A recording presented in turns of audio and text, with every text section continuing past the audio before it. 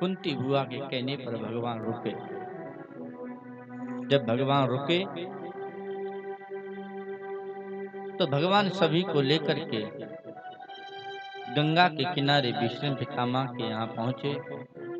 सभी ने जाकर के भीष्म पितामह जी को प्रणाम किया, भगवान ने भी प्रणाम किया। जब भगवान ने प्रणाम किया तो भगवान ने कहा, पितामह युधिष्ठिर भैया तो साधु बनने के लिए जा रहे हैं, बाबा बनने के लिए जा रहे हैं। कह रहे हम सब रही राज्य छोड़ करके जाएंगे और बाबा बन जाएंगे। क्यों? इसलिए कि मैं राज्य किसके ऊपर करूं? इन अनाथ बालकों के ऊपर करूं कि विधवा स्त्रियों के ऊपर राज्य करूं? किसके ऊपर राज्य करूं? इसलिए कहते हैं मैं तो जंगल जाऊंगा और जाकर के भजन करूंगा। मैं तो बहुत बड़ा द्रोही हूं, पापी हूं। इसलिए पितामह आप हमारे भाई युधिष्ठिर जी को समझाइए। तब भीमसेन जी ने, भीष्म पितामह जी ने युधिष्ठिर जी को नाना प्रकार के धर्म की कथा बताई। दान धर्मान राजधर्मान मोक्ष धर्मान विभागश स्त्री धर्मान भगवत धर्मान समास व्यास दान धर्म की महिमा बताई। युधिष्ठिर देखो हम गृहस्थी हैं, हम ज्यादा कुछ तो नहीं कर पाते हैं, तो कम से कम इतना तो करना चाहिए। अगर कोई भूखा प्यासा द्वार पर आ जाए तो उसको जरूर खिलाना चाहिए, उसको जरूर जल पिलाना चाहिए।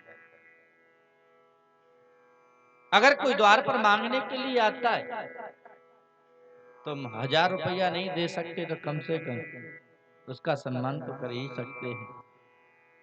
उसके सम्मान के लिए उसको कुछ ना कुछ अवश्य जरूर दे।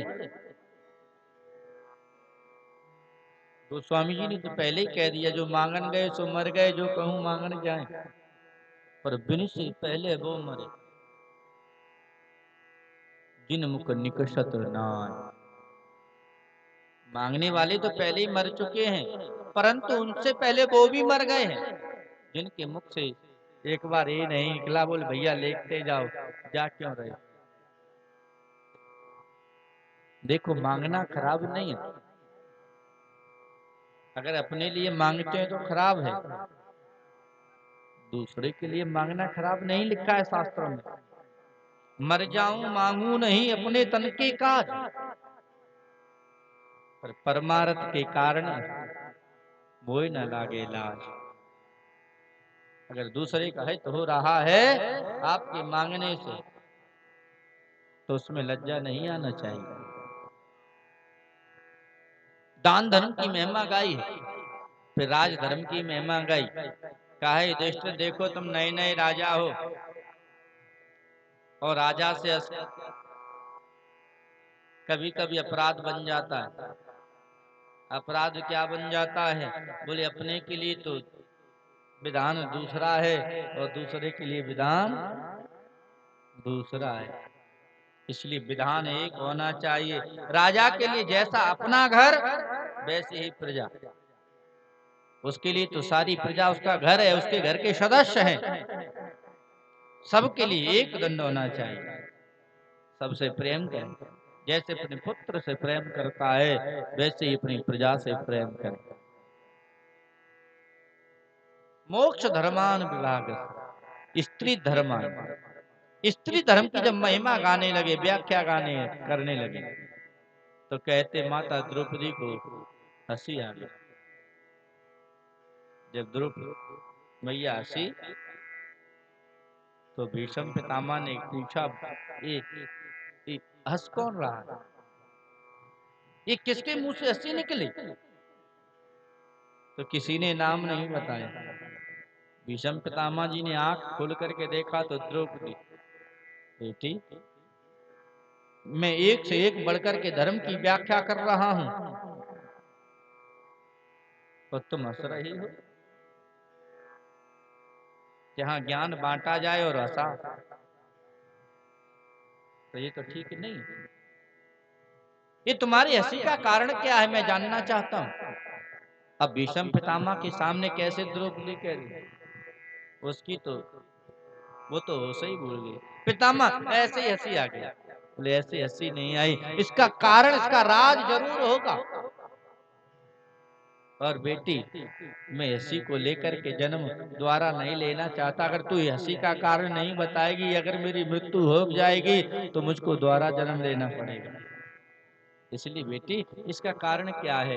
तो आज द्रौपदी ने कहा है, पितामह आज आप इतने बड़ी बड़ी धर्म की व्याख्या कर रहे हैं, स्त्री धर्म की व्याख्या कर रहे हैं। उस समय दुष्ट दुशासन मेरी साड़ी को खींच रहा था भरी सभा में, तो मैंने आपसे गुहार लगाई थी, पितामह इस दुष्ट दुशासन को समझाओ ना।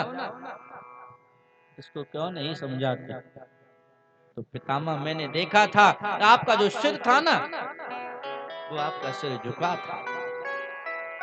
इतना कहा है द्रौपदी ने, अब तो भीष्म पितामह के आंखों से अश्रुपात होने लगा, अश्रु बहने लगे। और कहा, बेटी तू सत्य कहती है, मैं कुछ ना, मुझको कहना चाहिए पर मेरे मुख से एक शब्द नहीं निकला। मुझको उसकी पीड़ा आज भी है, मुझको भी पीड़ा है। अब तू सोच रही होगी कि अब मैं उपदेश क्यों दे रहा हूं। तो बेटी, अब मैं उपदेश इसलिए दे रहा हूं, दुष्ट दुर्योधन के धान्य का जो रक्त था, दूषित अन्न का जो रक्त था, वो रक्त अर्जुन के बाणों से निकल चुका है। अब मेरे शरीर में शुद्ध रक्त बचा है, इसलिए मैं उपदेश कर रहा हूं, इसलिए तो उपदेश दे रहा हूं। इस कथा से हमको यही मिलता है, प्रत्येक अन्न खाना भी नहीं चाहिए, अन्न भी देख रेख कर खाना चाहिए। एक कुदान्य तो नहीं, अगर कुदान्य खाओगे जैसे भीष्म पितामह ने भोगा, वो भोगना ही पड़ेगा, कोई बचा नहीं सकता। इसलिए हमारे यहाँ महापुरुषों ने कहा है, जैसा खाओगे अन्न वैसा बनेगा मन, और जैसा पियोगे पानी वैसी बोलेगी वाणी, और जैसा करोगे संग वैसा चढ़ेगा वो रंग। अच्छे के संग रहेंगे तो अच्छे गुण आएंगे, और दुष्ट के संग रहेंगे तो दुष्टता आएगी। संग की तो महिमा है। मिश्री आपने देखी होगी, और मिश्री के साथ में धागा की भी वही कीमत लगती है। संग से ही तो, अगर आपका संग अच्छा है तो आपकी तुलना होने लगेगी अच्छे लोगों में। अगर आपका संग अच्छा नहीं है तो आपकी गिनती दुष्टों में होने लगेगी। भीष्म पितामह उत्तरायण का प्रतीक्षा कर रहे थे। हमारे यहाँ दो अयन होते, एक दक्षिणायन एक उत्तरायण। जो दक्षिणायन होता है वो देवताओं की रात्रि होती है। दक्षिणायन में देवता सोते हैं, उत्तरायण में देवता जगते हैं। प्रतीक्षा थी कब दिन हो और कब मैं जाऊं। और उत्तरायण किसको कहते हैं? उत्तरायण भगवान को भी कहते हैं, क्योंकि उत्तरायण जो भगवान श्री कृष्ण है ना, वो माता उत्तरा के गर्भ में अपने भक्त की रक्षा करने के लिए गए थे। जो गर्भ से बाहर निकले वो कौन है? बेटा है ना, उसका वो बेटा बन जाता है। इसलिए उत्तरायण भगवान श्री कृष्ण को भी कहते हैं। कहने का अच्छा एक वो भगवान की प्रतीक्षा में थे, कब भगवान मेरे सामने आए, कब मैं अपने शरीर को त्याग दूं। जब आएंगे तब त्यागूंगा। आज भगवान आए हैं, और जैसे ही भगवान आए वैसे ही भीष्म पितामह ने अपने शरीर को छोड़ दिया।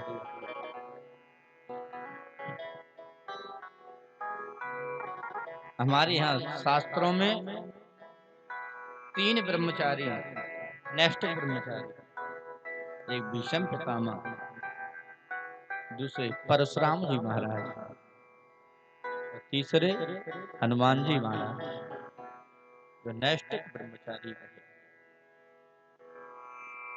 भीष्म पितामह जैसा वीर भूतो न भविष्यति, न कोई था न कोई होगा, जो स्वयं अपनी मृत्यु को हाथ पे लेकर के चले।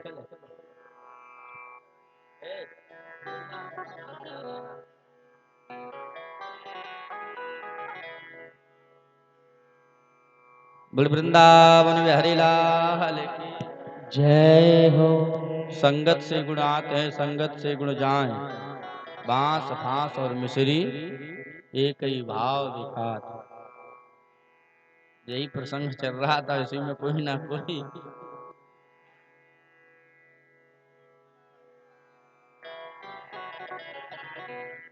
भीष्म पितामह जैसे भूतो न भविष्यति,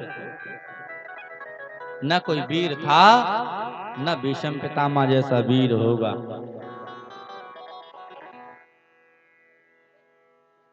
धन्य भीष्म पितामह। अम्बे पहुंची थी अपने परशुराम जी के पास में, महाराज ये हमारा स्वयंवर में से हरण करके लाए हैं, मैं तो इन्हीं से विवाह करूंगी। तो परशुराम जी ने कहा भी था, परशुराम जी ने कहा चलो मेरा शिष्य भीष्म पितामह, मैं समझाऊंगा, गुरु की बात को थोड़ी तोड़ देगा,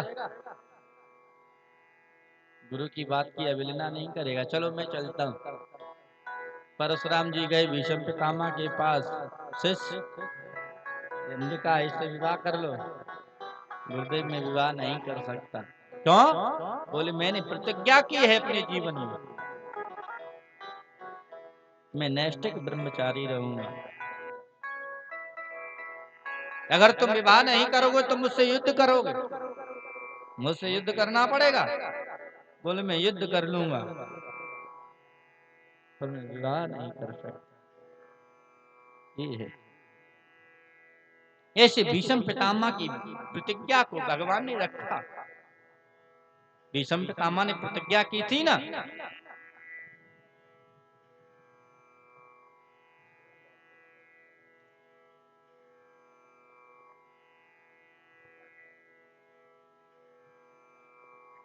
श्री सूत जी कहते हैं, सौनक जी ने प्रश्न किया, महाराज उस उत्तरा के गर्भ शिशु का क्या हुआ? वो गर्भ शिशु मरा कि जिया? क्योंकि अश्वत्थामा ने उस गर्भ शिशु के ऊपर बाण छोड़ ब्रह्मास्त्र छोड़ दिया था। उत्तराया हतो गर्भ ईशना जीवितः पुनः, वो ईशना जीवितः पुनः, वो जीवित हुआ कि हतो, कि वो उसकी मृत्यु हो गई। सूत जी ने कहा, महाराज जिसकी रक्षा स्वयं परमात्मा करे उसकी मृत्यु हो सकती है? वो तो मर भी जाएगा तो भी जीवित कर देंगे। और ऐसा ही हुआ, भगवान तो नहीं पहुंच पाए, तब तक वो गर्भ शिशु नष्ट हो चुका था। भगवान ने जाकर के अपनी प्रतिज्ञा, अपनी शक्ति से उसको जीवित किया। और कहीं कहीं लेके भी आता है कि जैसे ब्रह्मास्त्र आया था उसी समय भगवान पहुंच गए, और भगवान ने अपने गदा से ही उस बालक शिशु का सुरक्षा कवच बना दिया था। वो ऐसा दिखता था गदा, सौनक जी, जैसे चक्र चल रहा हो, चक्र की तरह वो लग रहा था एकदम। चक्र तो पांडवों की सुरक्षा में छोड़ करके गए थे, परंतु यहाँ वो गदा में उस चक्र की अनुभूति हो रही है। जिसकी रक्षा परमात्मा करता है उसको कोई कभी नहीं मार सकता। सीप की चाप सकई को तासु, बड़ रखवार रमापति जासु। शौनक जी उनका जन्म हुआ। उस बालक का जन्म हुआ। जब जन्म हुआ तो ऋषि मुनि पहुंचे। ऋषि मुनियों ने खूब उनकी महिमा गाई। युधिष्ठिर जी महाराज ने खूब दान किया। ऋषि मुनि उनकी भविष्यवाणी बताने लगे। युधिष्ठिर राजन, ए सत्यसंध होगा राम जी की तरह, ये वीर होगा, पृथ्वी की तरह सहनशील होगा, समुद्र की तरह गंभीर होगा और अपने बाबा अर्जुन की तरह पराक्रमी होगा, सहस्त्रार्जुन की तरह पराक्रमी होगा और शिवी की तरह दानी होगा, महाराज ययाति की तरह धार्मिक होगा। बताते गए, परंतु युधिष्ठिर जी महाराज के मन में संतोष नहीं हुआ। युधिष्ठिर जी ने कहा, महाराज आप तो मुख देखी बात कर रहे हो, केवल इसके जीवन में अच्छा ही अच्छा, इसके जीवन में कुछ बुरा नहीं है। तुम्हारी इच्छा है पता करने की, युधिष्ठिर तो हम बता देते, इसके जीवन में क्या खराब है, क्या बुरा है तो बता देते। ये तुम्हारा पोता एक दिन शिकार करने के लिए जाएगा, एक ऋषि के गले में सर्प डाल करके आएगा और उस ऋषि का बेटा इनको श्राप देगा और श्राप से कारण तक्षक इनको डसेगा और तक्षक के काटने से इनकी मृत्यु हो जाएगी। तक्षकादात्मनो मृत्यु द्विजपुत्रोपसर्जिता। तुम चिंता मत करो युधिष्ठिर, भगवान ही स्वयं आकर के इनकी रक्षा करेंगे। जैसे ऋषि पुत्र बाघ वज्र छोड़ेगा, उसी बाघ वज्र से बचाने के लिए भगवान भी बाघ वज्र ही चलाएंगे। युधिष्ठिर जी प्रसन्न हो गए। ऋषि मुनि चले गए परीक्षित। महाभारत में दो महापुरुष थे जिन्होंने महाभारत में भाग नहीं लिया। एक विदुर जी महाराज और दूसरे बलराम जी महाराज। इन्होंने युद्ध नहीं किया, तीर्थ यात्रा पे निकल गए थे। आज बहुत समय के बाद आए हैं विदुर जी महाराज। पता चला है उद्धव जी के द्वारा पांडवों की विजय हो गई है, युधिष्ठिर जी महाराज राजा बन गए हैं और कौरवों का नाश हो गया है। आए और आकर के विदुर जी ने महल में देखा। क्या देखा? पांडव बड़ी सेवा कर रहे हैं, धृतराष्ट्र की बहुत सेवा कर रहे हैं, अपने पिताजी से भी ज्यादा सेवा कर रहे हैं। विदुर जी आए और विदुर जी ने आकर के अपने बड़े भ्राता जी के पैर छुए। छूने के बाद में कहा, बोले भ्राता श्री अब यहाँ से चलना चाहिए, अब इसको छोड़ करके चलना चाहिए, क्योंकि भय आगता, अब काल देवता आ रहे हैं, इसलिए चलना चाहिए। राजन निर्गम्यतां शीघ्रम पश्यदं भयमागतम पश्येदं भयमागतम, इसलिए यहाँ से चलना चाहिए। तब धृतराष्ट्र ने कहा, भैया विदुर मैं कैसे जाऊं, ये पांडव पुत्र तो मेरे पुत्रों से ज्यादा मुझको मानते हैं, दिन भर मेरी सेवा करते हैं। जैसा ही कहा कि मेरे पुत्रों से ज्यादा सेवा करते हैं, इतने पर विदुर जी क्रोधित हो गए। अब शब्द कहने लगे और कहा, तुमको शर्म नहीं आती है? जिन पांडवों के लिए आपने क्या क्या नहीं कराया, पांडवों को मारने के लिए आपने क्या क्या दुर्योधन के साथ में षड्यंत्र नहीं कराए, और उसके बाद में भी आप रहने की इच्छा है। भीमसेन को मारने के लिए दुर्योधन ने जहर दिया और उसके बाद में भी आप भी इनके हाथों से खाने की इच्छा है। जो भीमसेन पता है कैसे भोजन देता है? जैसे कुत्ते को भोजन दिया जाता है ना, फेंक करके, तुमको वैसे ही भोजन देता है जिससे इनके अंदर घृणा आ जाए तो चले। बोले कुत्ते की भांति ये भोजन फेंक करके देता है। अहो मही ऐसी जंतु जीवा जीवताशा यया भवान भीमा परुर्जितम पिंडम आदत्ते गृह पालवत। गृह पालवत कहते कुत्ते को। जैसे कुत्ते को भोजन दिया जाता है वैसे ही तुमको भोजन देता है भीमसेन। क्यों देता था भीमसेन कुत्ते की तरह फेंक करके? बड़ी सुंदर कथा आती है इसमें। जब युधिष्ठिर जी राजा बन गए तो एक दिन भगवान ने भीमसेन से कहा, भीमसेन तुम ज्यादा प्रेम ना किया करो उनसे जाकर के, अभी तुम जानते नहीं हो। तो भगवान से भीमसेन ने कहा, प्रभु आप अब घर में ही लड़ाई करा रहे हो। अब घर में मैं जाकर के प्रेम से उनको भोजन खिलाता हूँ तो कहते हो उनको दूर से भोजन दिया करो, उनके पास मत जाया करो। क्यों?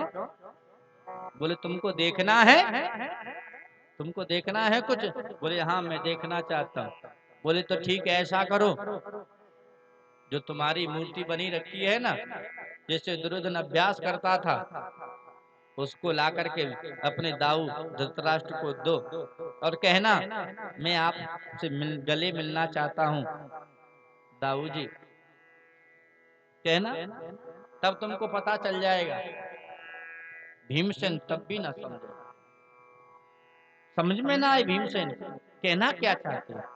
भीमसेन गया, दोनों हाथों से जो पीतल की मूर्ति थी उसको उठा करके लाया और ला करके सामने रख दी धृतराष्ट्र के। और धृतराष्ट्र से कहा, महाराज मैं आपसे गले मिलना चाहता हूँ। भीमसेन ने कहा, दाऊ मैं आपके गले मिलना चाहता हूँ। तब तो धृतराष्ट्र भी कहा, हाँ भीमसेन मेरी भी इच्छा है तुमसे गले मिलने की। और जैसे ही धृतराष्ट्र ने अपने हाथों को बढ़ाया वैसे ही धीरे से भीमसेन ने वो मूर्ति बढ़ा दी।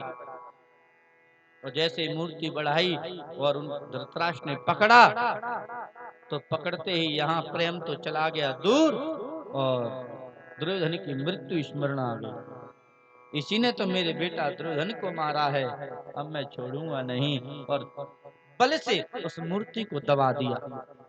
जब दबाया तो पीतल की मूर्ति बीच में से फट गई। देखा भीमसेन तुम अपने दाऊ को प्रेम से भोजन देने जाते थे, इनके अंदर में तो अग्नि दहक रही थी। इसी कारण से ये भीमसेन जाकर के दूर से ही फेंक देते।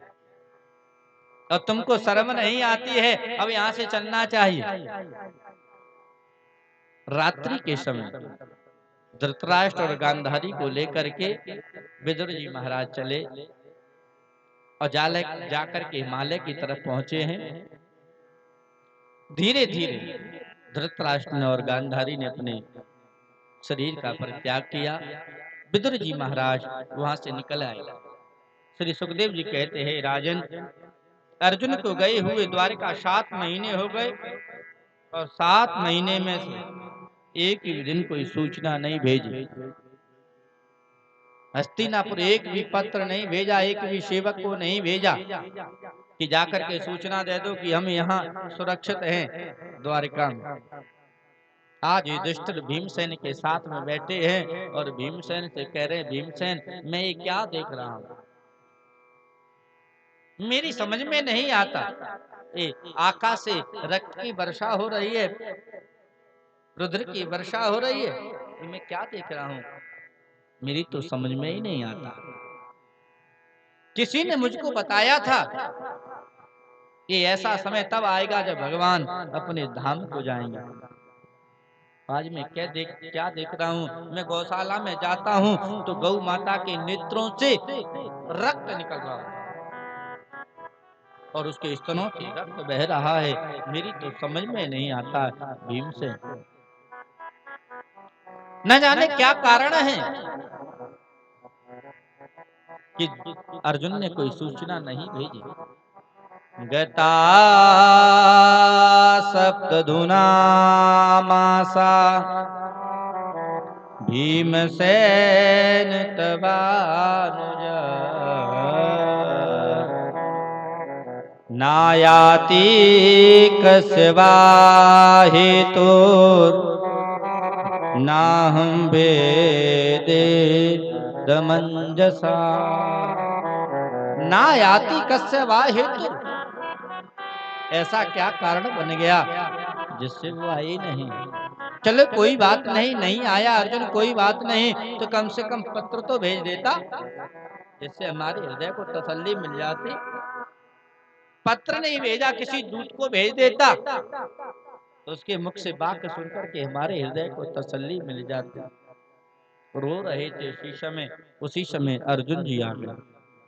अर्जुन जी आए तो देखा अर्जुन जी का जो तेज था ना, उनका हमेशा सूर्य की तरह जो मस्त चमकता था, सिर चमकता था, आज वो मुरझाया हुआ पड़ा है, तेज से विहीन हो गए हैं अर्जुन जी महाराज। युधिष्ठिर जी ने पूछा, अर्जुन तुमको मैं क्या देख रहा हूँ, तुम्हारे चेहरे को क्या देख रहा हूँ, क्या तुमने बालक और वृद्ध से पहले भोजन कर लिया है? क्या तुमने अगम्या के साथ में गमन किया है? क्या तुम शरणागत की रक्षा नहीं कर पाए? क्या उसकी सुरक्षा नहीं कर पाए? अरे बोलते हो क्यों नहीं हो अर्जुन, कुछ बोलो तो। जब इतना कहा है तो अर्जुन बोलने लगे, कहने लगे, भैया आप सत्य कहते हैं, मैं रक्षा नहीं कर पाया, मैं रक्षा नहीं कर पाया। और कहा, जो कृष्ण हमारे साथ में रहते थे, हमारे बुआ के बच्चे हमको हमेशा बड़े स्नेह से, हमको बड़े प्रेम से रखते थे, आज वो कृष्ण हमको बंधु के रूप में हरण करके चले गए। वंचितो हम महाराज हरिणा बंधुरूपिण येन मे पहृतं तेजो देववेश्मापनं महा। भैया आप सत्य कहते हो, मेरे तेज से देवता भी कभी कभी चक्र में पड़ जाते थे, आज मेरा वो तेज नष्ट हो गया। तो बंधु के समझ करके हमको ठग करके चले गए भगवान। रो रहे हैं अर्जुन जी महाराज, रो रहे हैं युधिष्ठिर जी भीमसेन। सुना कि भगवान चले गए और अर्जुन कहते हैं, भैया जिनकी कृपा से हमने द्रौपदी को प्राप्त किया, वो भगवान आज हमको छोड़ करके चले गए। जिनकी कृपा से हम दुर्वासा जी की श्राप से बचे, वो भगवान हमको छोड़ करके चले गए। जिनकी कृपा से हमको भगवान शंकर का पाशुपास्त्र अस्त्र प्राप्त हुआ, वो भगवान हमको आज छोड़ करके चले गए। इतना सुना कुंती बुआ ने कि आज भगवान चले गए, और उसी क्षण माता कुंती ने अपने प्राणों को त्याग दिया, छोड़ दिया अपने प्राणों। भगवान चले गए तो अब इस शरीर का क्या होगा? दो महापुरुष ऐसे हुए, एक दशरथ जी, सुमंत्र के द्वारा पता चला कि राम लौट करके नहीं है, तो तुरंत राम राम कही राम, तुरंत अपने शरीर को छोड़ दिया। अब राम लौट करके नहीं आए तो वे दशरथ भी जीवित नहीं रहेगा, छोड़ दिया शरीर को। भक्तमाल में बड़ी सुंदर कथा आती है। एक राजा थे, उनकी धर्म पत्नी जो थी ना, वो बहुत भक्तिन थी, भगवान का दिन भर नाम लेती रहती थी। इनका नाम था मुरारी। दिन भर भगवान का भजन करती, पर राजा ये मुरारी कभी भगवान का भजन नहीं। वो राजा भगवान का नाम नहीं लेते थे बाहर, पर अंदर बहुत भजन करते थे। बाह्य दृष्टि में तो लगता था एक बिल्कुल भगवान का नाम लेते ही नहीं, पर अंदर दिन रात भगवान का स्मरण चलता रहता था। एक दिन उनकी पत्नी ने कहा, महाराज कम से कम भगवान का भजन तो लेना, नाम तो लेना चाहिए। तो कुछ बोले नहीं। एक दिन विश्राम कर रहे तो सो रहे थे राजा, और सोते सोते सोते सोते उनके मुख से राम निकला। अभ्यास चल रहा था, और अभ्यास में कभी कभी ऐसा हो जाता है कि मुख से निकल जाता है। और राजा सो रहे थे, और सोते सोते उनके मुख से राम निकल गया। और रानी ने सुना मुख से नाम लेते हुए।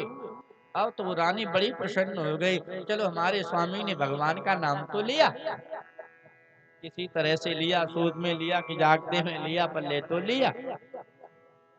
जैसे ही प्रातः काल हुआ, अब तो उसने उत्सव मनाना प्रारंभ कर दिया। बहुत बड़ा उत्सव कर दिया, राजा को कुछ पता ही नहीं।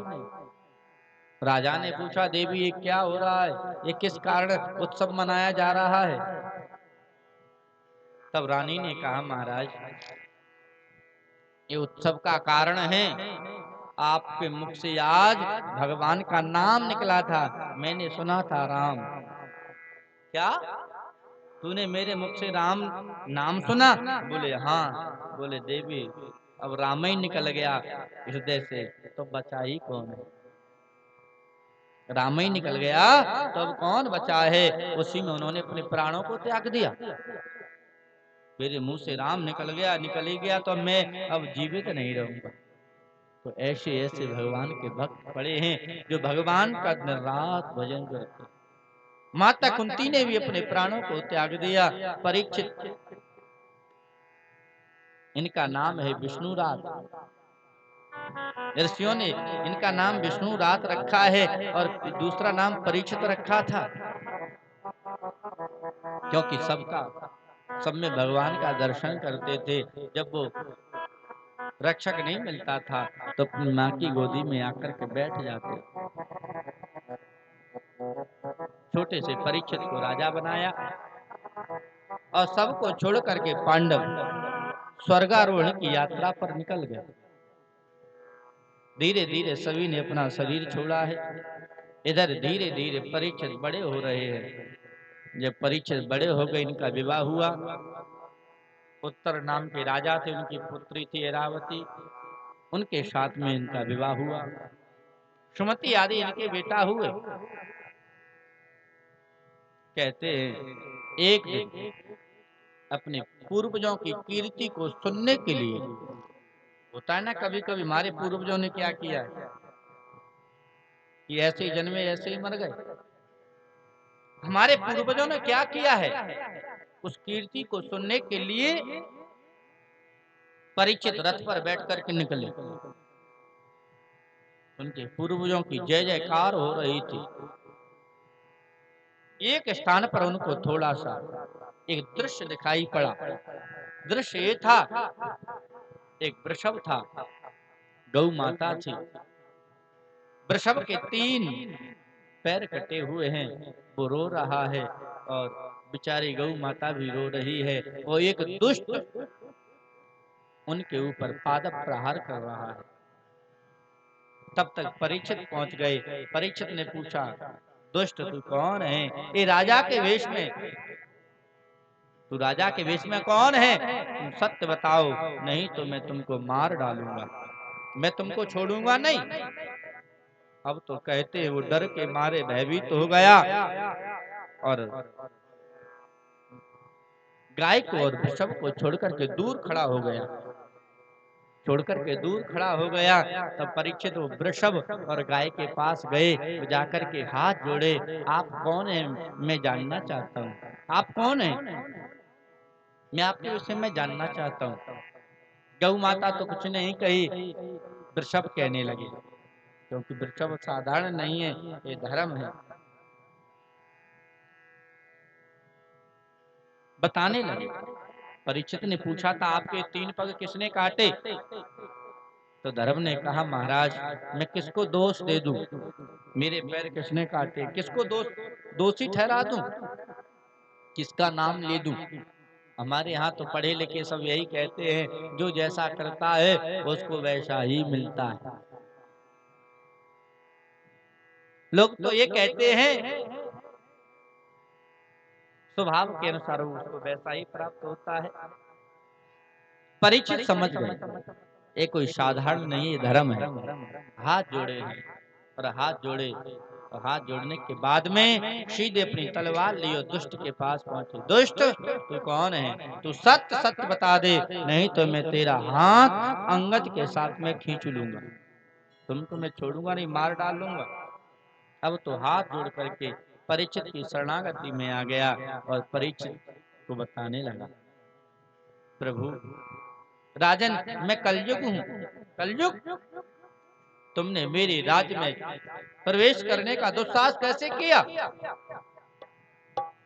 मैं तुमको छोड़ूंगा नहीं, मैं तुमको मार डालूंगा।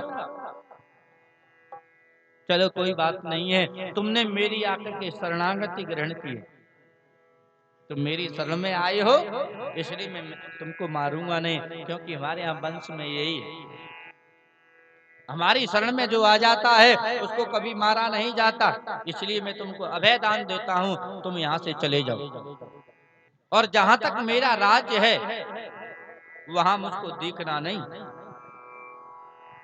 तो कलयुग थोड़ी देर रुका और उसके बाद कहने लगा, महाराज मैं जाऊं तो कहाँ जाऊं, कहाँ जाऊं मैं, क्योंकि उदयाचल से लेकर के अस्ताचल तक आपका ही राज्य है। जहाँ से सूर्य भगवान उदय होते हैं और जहाँ जाकर के अस्त होते हैं वहां तक तो सब आपका ही है, क्योंकि चक्रवर्ती राजा थे, तो सब आपका ही है, तो मैं कहाँ जाऊं?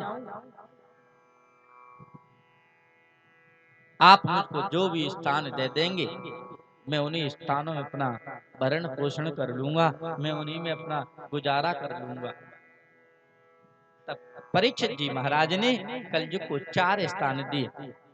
द्यूतम पानम स्त्रियासूना,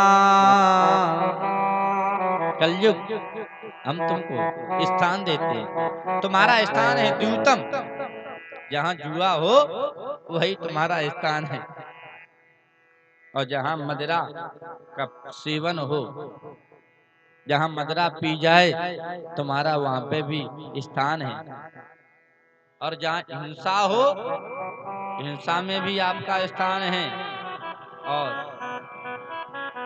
सूना अगम्या के साथ में जहाँ गमन हो वहां पे भी आपका स्थान है।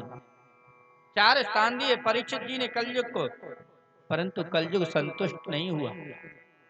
कलयुग ने कहा, महाराज मुझको एक अच्छा सा स्थान दे दीजिए जिससे हमारे भी परिवार वाले आराम से रह ले,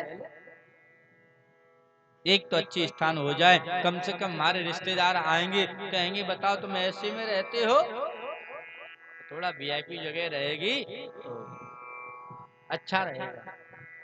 तब परीक्षित ने कहा ठीक है वीआईपी हम तो दे देंगे स्थान, परंतु तुम्हारे में क्या है, तुम्हारे में कोई अच्छा स्थान है? बोले महाराज एक ही स्थान है। क्या? बोले हमारे में ना तो यज्ञ करने की ज्यादा है, यत फलम नास्ति तपसा न योगेन समाधिना तत्फलम लभते सम्यक कलौ केशव कीर्तना। कुछ ज्यादा साधन करने की आवश्यकता नहीं है, केवल भगवान का भजन कर लोगे तो मुक्ति हो जाएगी। कलयुग केवल नाम धारा, सुमिर सुमिर नर उतरई पारा, यही केवल अच्छाई है।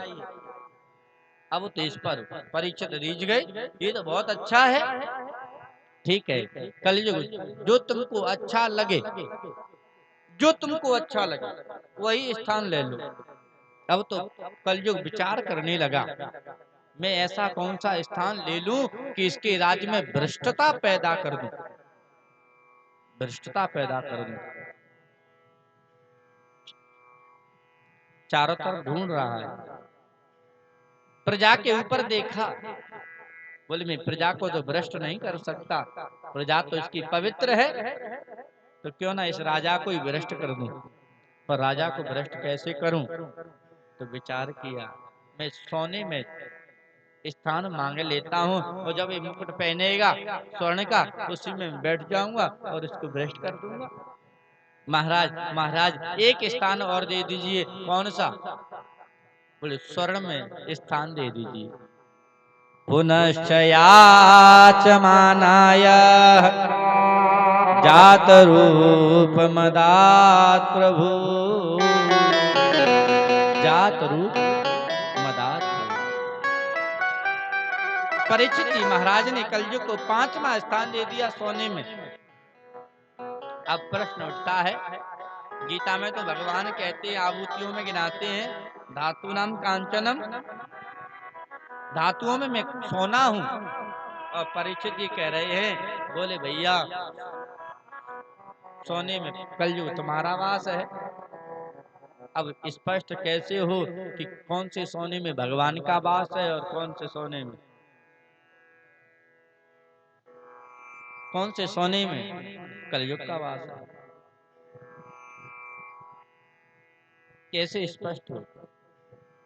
तो यहाँ हमारी महापुरुष यही कहते हैं, जो ईमानदारी का सोना होता है ना, जो मेहनत का सोना होता है, उसमें भगवान का वास होता है।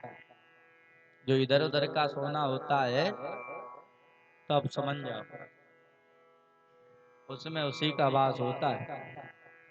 अब हम काहे कहें इतना है? देखो भैया, दोष तो सब में है, ऐसी कोई वस्तु नहीं है जिसमें दोष ना हो।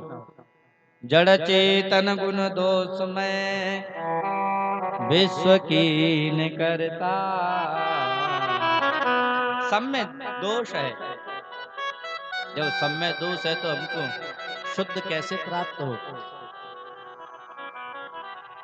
तो कहते हैं भगवान को समर्पण करे और भगवान को समर्पण करके उसको प्रसाद रूप में स्वीकार कर ले, तब वो शुद्ध हो जाती है। तुम्हें निवेदित भोजन करें प्रभु प्रसाद पट भूषण धरे। जो भी आप करना चाहते हैं उस कार्य में आप भगवान को पहले रखो।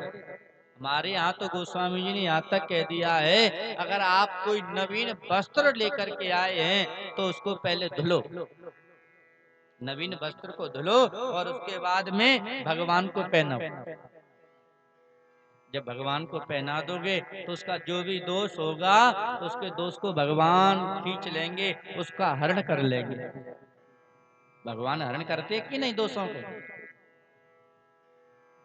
माता कयादू ने हिरण्याकश्यप के कहने पर प्रहलाद को जहर दे दिया था, परंतु प्रहलाद को तो तस्मई मिली, खीर मिली, जहर तो भगवान ने पी लिया। भगवान ने पिया ना, भगवान के मुंह से फैन निकला था। अगर कोई भी वस्तु हम भगवान को अर्पण करते हैं, उसका जो भी दोष उसमें होगा उसको भगवान ग्रहण कर लेंगे। जब वो शुद्ध बचेगा तो हमको प्रसाद रूप में स्वीकार हो जाएगा। कहते हैं जब 5वां स्थान कलयुग को दिया, कलयुग 5वां स्थान लेकर के प्रस्थान किया है।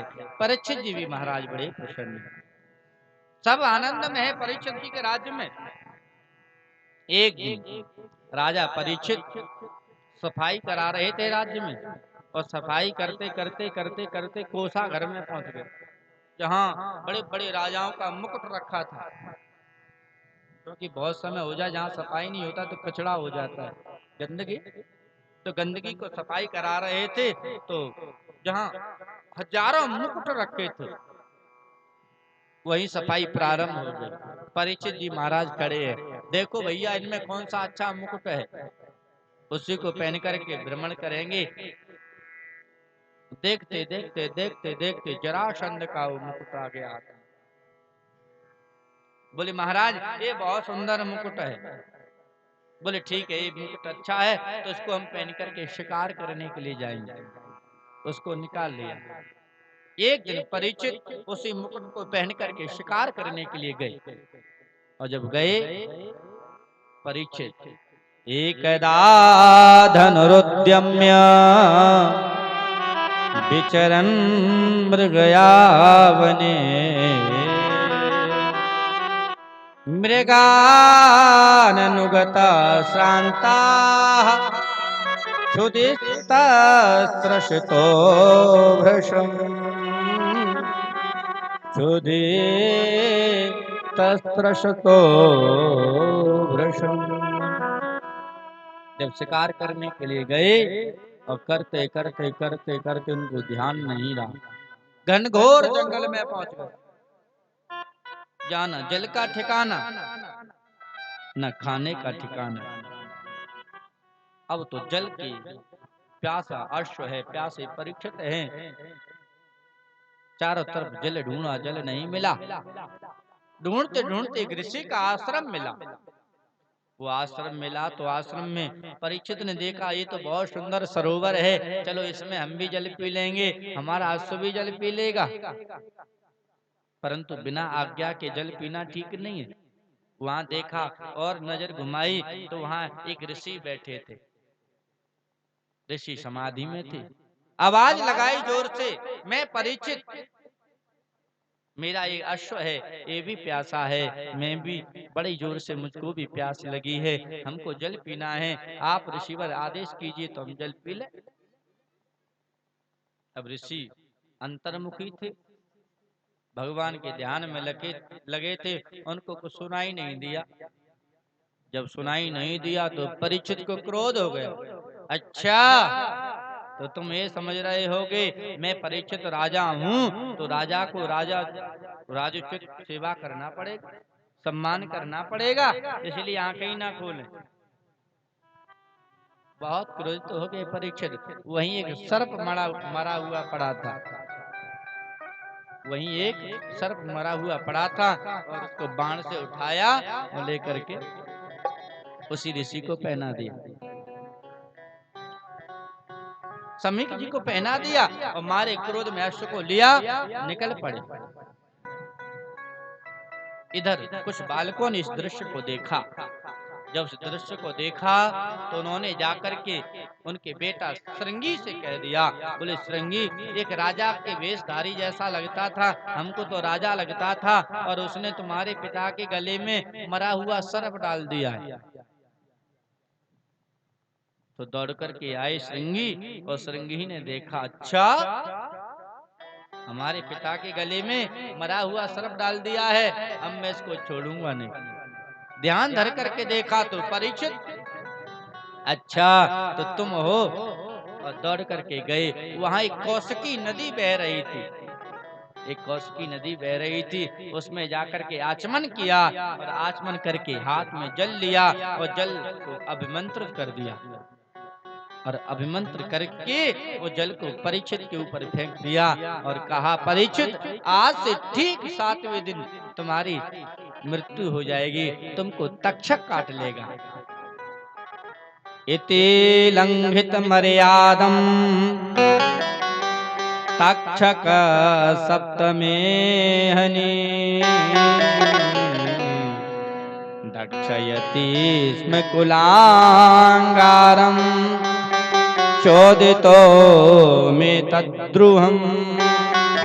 मैं सत्य कहता हूं, तुमने जो किया है ना, वो तुमने ठीक नहीं किया। श्राप दे दिया श्रृंगी ऋषि ने, और पिताजी के बगल में बैठ गए, समीक जी के बगल में बैठ करके रोने लगे, अश्रु बहा रही, न जाने कैसे। समीक की समाधि टूट गई। समाधि टूटी तो देखा, ये तो मेरा बेटा है, रो रहा है। क्या हो गया श्रृंगी, तुम्हारे रोने का कारण क्या है? पिताजी, आपके गले में सर्प डाल दिया है महाराज परीक्षित ने। जब गले में देखा, उठा करके फेंक दिया सहजता में। बेटा, अगर उन्होंने हमारे गले में सर्प डाल दिया तो क्या हो गया? और श्रृंगी, हम तो आज बड़े भाग्यशाली रहे कि हमारे द्वार पर राजा का आगमन हुआ, परंतु दुर्भाग्य ये रहा कि हम राजा का स्वागत नहीं कर पाए। हमको राजा का स्वागत करना चाहिए, क्योंकि राजा के वेश में भगवान ही तो होता है। राजा में सब बसते हैं। आज तो भगवान आए हमारे द्वार पर, भगवान छोड़ करके चले गए। श्रृंगी ने कहा, पिताजी, मैंने आपके भगवान को बड़ी बढ़िया सुंदर प्रसाद दिया है। तुम्हारे भगवान को हमने खूब बढ़िया सुंदर प्रसाद दिया है। क्या प्रसाद दे दिया? बोले, प्रसाद ये दे दिया है, मैंने श्राप दी है। श्राप? बोले हाँ, आज से ठीक 7वें दिन परीक्षित को तक्षक काट लेगा और तक्षक के काटने से परीक्षित की मृत्यु हो जाएगी। अब तो रोने लगे। समीक जी, बेटा तूने ये क्या कर दिया?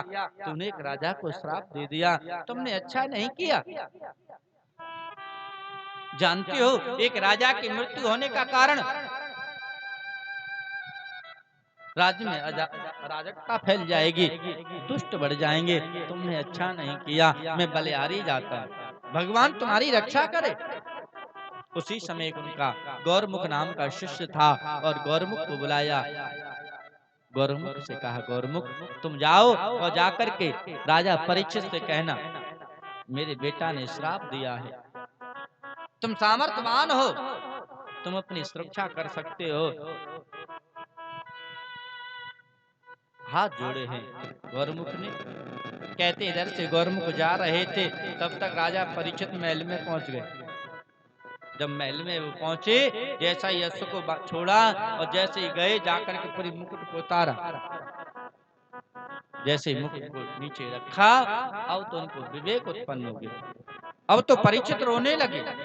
मेरे राज्य में मेरे बाबाओं ने कभी ऐसा अपमान नहीं किया, मेरे हाथों से इतना बड़ा अपराध हो गया, मेरी कैसे रक्षा होगी? मैं ऐसे अपराध का क्या प्रायश्चित कर लूं? मैंने एक ऋषि के गले में सर्प डाल दिया, इसका कौन सा उपाय है, कौन सा प्रायश्चित है जिसको मैं कर लूं? अगर इसके लिए प्रायश्चित में मुझको मरना पड़े तो मैं अपने प्राण दे दूं। उसी समय गौरमुख पहुंचे हैं और गौरमुख ने जाकर के राजा परीक्षित को प्रणाम किया। जब प्रणाम किया तो गौरमुख ने बताया, महाराज महाराज आपने समीक जी के गले में सर्प डाला था और उनके बेटा श्रृंगी ने आपको श्राप दिया है। आपकी याद से ठीक 7वें दिन मृत्यु हो जाएगी, आपको तक्षक काट लेगा। तक्षक के काटने से आपकी मृत्यु हो जाएगी 7वें दिन। अब तो परीक्षित हंसने लगे, प्रसन्न हो गए। मैं तो यही उपाय देख रहा था, मैं कैसे बचूं। चलो ऋषि के श्राप ने मुझको ये वरदान दे दिया। और गौरमुख में इसको क्या कहूं, श्राप कहूं का वरदान कहूं, क्या कहूं इसको मैं? अरे मानव की 1 मिनट का पता नहीं है, पता नहीं कब शरीर चला जाए, मृत्यु का कभी पता नहीं कब आ जाए। और तामे तो उस ऋषि बालक ने मेरी मृत्यु को निश्चित कर दिया, तुम्हारी 7वें दिन मृत्यु होगी। जब तक्षक काटेगा तो मैं इसको श्राप कहूं, इसको वरदान कहूं? रो रहे हैं परीक्षित। श्री सूत जी महाराज कहते हैं, शौनक जी सारे साम्राज्य को छोड़ करके एक स्वप्न की तरह ये देखो परीक्षित जी महाराज को हम एक घर बना लेते हैं, 10, 20, 50 बीघा जमीन खरीद लेते हैं। उसके बाद हम से कोई कहे चलो वृंदावन चलते हैं, महाराज हमको समय ही कहाँ है, घर में इतना काम है। आज परीक्षित ने इतना बड़ा साम्राज्य तैयार किया, परीक्षित से बड़ा ज्यादा तो किसी पे नहीं होगा, परंतु आज परीक्षित जैसे स्वप्न में सब कुछ छोड़ देते, उसी स्वप्न की तरह सब कुछ छोड़ करके जाकर के गंगा जी के किनारे बैठ गए। ऋषि मुनियों को पता चला, ऋषि मुनि दौड़ दौड़ करके जा रहे, हमारे राजा को श्राप है, कैसे हम अपने राजा का कल्याण करें। बहुत से ऋषि आए हैं, सभी ऋषियों के सामने परीक्षित ने अपने हाथ जोड़े हैं और हाथ जोड़ करके एक ही प्रश्न किया है, जिसकी मृत्यु नजदीक हो उसको क्या करना चाहिए? जिसकी मृत्यु निकट हो उस व्यक्ति को क्या करना चाहिए? अब ऋषि मुनि तो उत्तर देने में असमर्थ रहे, कोई कुछ बताता है, कोई कुछ बताता है। उसी बीच में श्री व्यास नंदन श्री सुखदेव जी महाराज का आगमन हुआ। सुखदेव जी का जब आगमन हुआ, शौनक जी तो सभी खड़े हो गए उनके स्वागत में। उनके बाबा आदि, इनके इसमें पिताजी भी थे, इनके बाबा भी थे, शक्ति, और उठ करके उनका स्वागत किया अपने पौत्र का। सुखदेव जी महाराज दिगंबर हैं। तत्रा भवद भगवान व्यासपुत्रो अदृच्छया गामटमानो नपेक्ष अलिच्छलिंगो निजलावतुष्टो व्रताश्च बालैरवधूतवेषा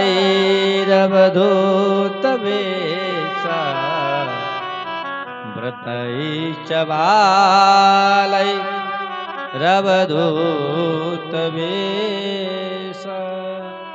रवधूत वेश, अवधूत वेश धारी हैं श्री सुखदेव जी महाराज। कहते हैं सुखदेव जी आ रहे थे तो ये दिगंबर थे। जब जिस गांव से निकले तो गांव वाले बच्चे मजाक करने लगे, अरे नंगा बाबा आ गया, नंगा बाबा आ गया। बच्चा तो बच्चा, जिस गांव से जाए बच्चा खड़े हजारों इकट्ठे हो जाए, नंगा बाबा आ गया, नंगा बाबा आ गया। कहते हैं उसमें नारद जी भी आ गए। और नारद जी आए, नारद जी ने एक ढेला उठाया, एक ढेला उठाया, एक पत्र उठाया और भगवान में दिया, सुखदेव जी में दिया। मुड़ करके देखा, अच्छा आप भी बालक ही हो, आप भी तो बालक ही हो, क्योंकि आप तो अपनी मैया से विवाह करने के लिए तैयार हो गए थे। तो मैया से विवाह तो बालक ही करता है, तो आपकी कितनी बड़ी बुद्धि है। उसके बाद नारद जी गए हैं, सबने उठकर के प्रणाम किया है सुखदेव जी महाराज को, ज्ञान को प्रणाम किया। एक वहां सुंदर मंच बना था, उसी मंच पर जाकर के सुखदेव जी महाराज पधारे। परीक्षित जी महाराज ने उनके चरणों को धुला और आज परीक्षित जी महाराज कहने लगे, आज इस नीच छत्री को इतने बड़े दर्शन हो रहे हैं तो मैं आपको अभाग्यशाली कैसे समझूं? मुझसे बड़ा भाग्यशाली कौन है? मैं मरने के तट पर आया हूँ, इतने इतने ऋषियों के दर्शन कर रहा हूँ, मुझसे बड़ा भाग्यशाली कौन है?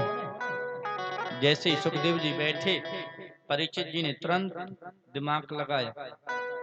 दिमाग क्या लगाया? दिमाग ये लगाया कि संत का क्षण और अन्न का कण एक बार चला जाए तो फिर दोबारा मिलता नहीं। अगर संत चले गए, ये चले जाएंगे तो दोबारा मिले कि नहीं मिले कोई पता नहीं। इसलिए तुरंत परीक्षित जी ने अपने सुखदेव जी से प्रश्न किया और पूछा, महाराज जिसकी मृत्यु नजदीक हो उस व्यक्ति को क्या करना चाहिए? उसको क्या करना चाहिए? इतना पूछा है तब तो सुखदेव जी बड़े प्रसन्न हो गए। इतने प्रसन्न हो गए कि सुखदेव जी महाराज अपने गुरुजी का ध्यान करना भूल गए। गुरुजी की भी याद नहीं रही, वो प्रश्न में इतने खो गए। तुरंत कहने लगे, वरीयाने शते प्रश्न कृतो लोकहितं नृप आत्मवेशंवितां पुंसां श्रोतव्यादिषु यः परा। राजन, जिस समय आप राजा थे तब भी अपनी प्रजा के कल्याण के लिए प्रश्न करते थे, और आज मरने के निकट पर आए हो तो अपनी प्रजा के लिए प्रश्न करते हो, मरने वाले को क्या करना चाहिए? पूरी प्रजा को श्राप थोड़ी है, मात्र परीक्षित को ही तो श्राप है। तो परीक्षित को पूछना तो ये चाहिए, महाराज मेरी 7वें दिन मृत्यु हो जाएगी, आप कोई मुझको उपाय बता दीजिए। पर नहीं, परीक्षित ने ये पूछा, जिसकी 7वें दिन मृत्यु हो, जिसकी निकट में मृत्यु हो, उसको क्या करना चाहिए? धन्य सुखदेव जी ने जो बोला है ना, वकार का प्रयोग किया है। जो वकार है ना, ये अमृत का बीज मंत्र है। आप देखेंगे रामचरितमानस में तो उसमें भी प्रारंभ वा से ही है, वकार से ही है, वर्णा नाम अर्थ संज्ञा नाम। और सुखदेव जी भी बोले हैं तो सबसे पहले वा से ही बोले हैं। वरियाने सते प्रश्न, ये अमृत है, अमृत का बीज मंत्र हुआ। बोले परीक्षित, उस जीव को क्या करना चाहिए जिसकी मृत्यु नजदीक हो? तो परीक्षित, एक मिनिमम व्यक्ति की आयु है 100 वर्ष। एक व्यक्ति की आयु कितनी है? 100 वर्ष। और 100 वर्ष में से वो 50 वर्ष तो सोने में ही निकाल देता है। सोने 50 वर्ष उसकी सोने में निकल जाती है। परीक्षित कितनी बची? बोले 50 वर्ष। और 50 वर्ष में से वो 25 वर्ष ब्रह्मचारी में बिता देता है, पढ़ने लिखने में बिता देता है। फिर कितनी बची? बोले 25 वर्ष। और 25 वर्ष में से 20 वर्ष वो परिवार का भरण पोषण में निकाल देता है। परिवार का 20 वर्ष में वो भरण पोषण करता रहता है। अंत में कितनी बची? बोले 5 वर्ष। वो 5 वर्ष कब की हैं? बोले बुढ़ापे की। और वो 5 वर्ष में चाकर के भी भगवान का नाम नहीं आता। खूब चालें कि भगवान का नाम लें, जैसा ही नाम लेने के लिए तैयार होते हैं वैसा ही कप आकर के कंठ में बैठ जाता है, भगवान का नाम ही नहीं निकलता। इसलिए परीक्षित, इस जीवन का लाभ तभी, इस जीवन का लाभ तभी है कि इस जीवन में भगवान का नाम अंतिम समय पे आ जाए। देखो, ये वृक्ष कब श्रेष्ठ है? फलदार वृक्ष कब श्रेष्ठ रहता है?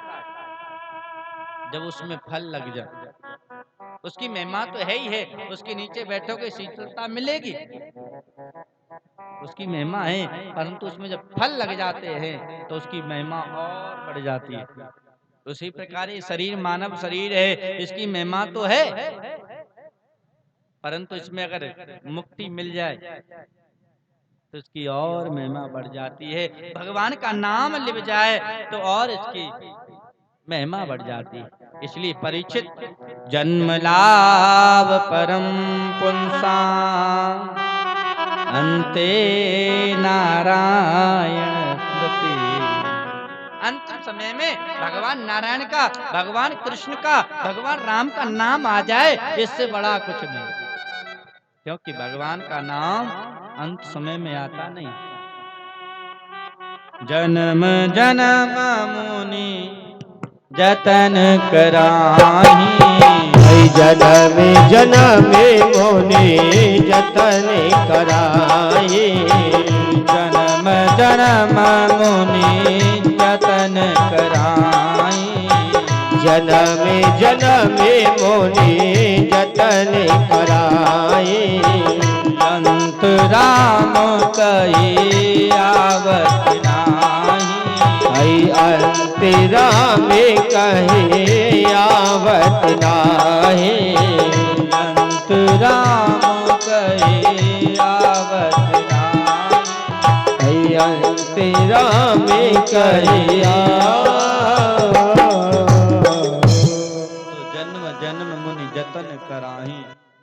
मुनि माने महात्मा बचपन से भगवान के नाम में लग जाते हैं, जतन करते हैं, युक्ति करते हैं, जैसे भगवान का नाम अंत समय में आ जाए। कहते हैं जन्म जन्म मुनि जतन कराही और अंत राम कहे।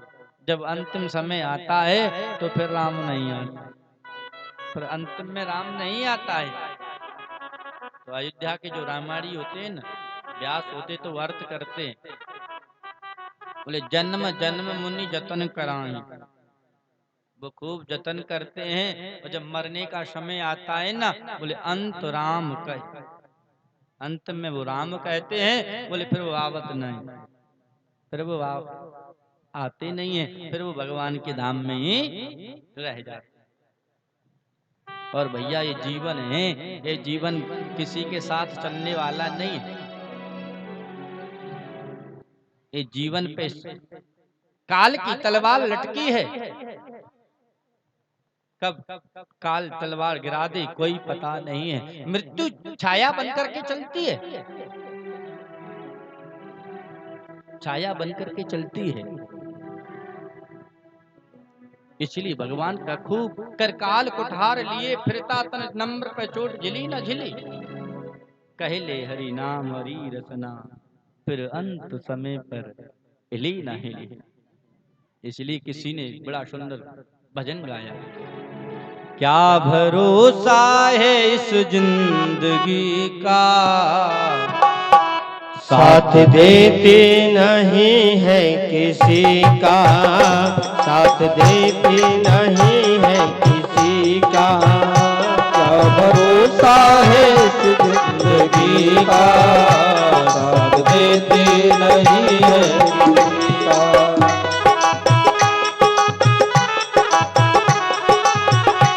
क्या भरोसा है, क्या भरोसा है इस जिंदगी का, साथ देते नहीं है किसी का, साथ देते नहीं है किसी का, साथ देते नहीं है किसी का, साथ देते नहीं है किसी का। सांस रुक जाएगी चलते चलते, सम्मा बुझ जाएगी जलते जलते, सांस रुक जाएगी चलते चलते, सम्मा बुझ जाएगी जलते जलते। हाय हाय सांस चल जाए, हाय हाय सांस रुक जाएगी चलते चलते, सम्मा बुझ जाएगी जलते जलते। सांस रुक जाएगी चलते चलते, सम्मा बुझ जाएगी जलते जलते। दम निकल जाए, दम निकल जाए, दम निकल जाएगा रोशनी का, साथ देते नहीं है किसी का, देते नहीं है किसी का, साथ देते नहीं है किसी का। ये हो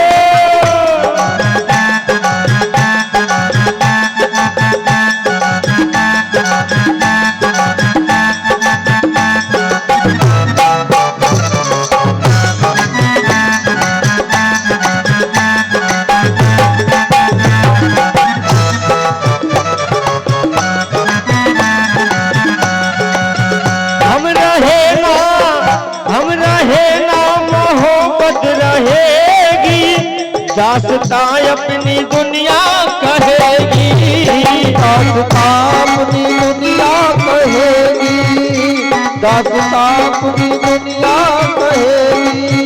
हो हम रहे ना मोहब्बत रहेगी, दास्तां अपनी दुनिया कहेगी, दास्तां अपनी दुनिया कहेगी, दास्तां अपनी दुनिया कहेगी।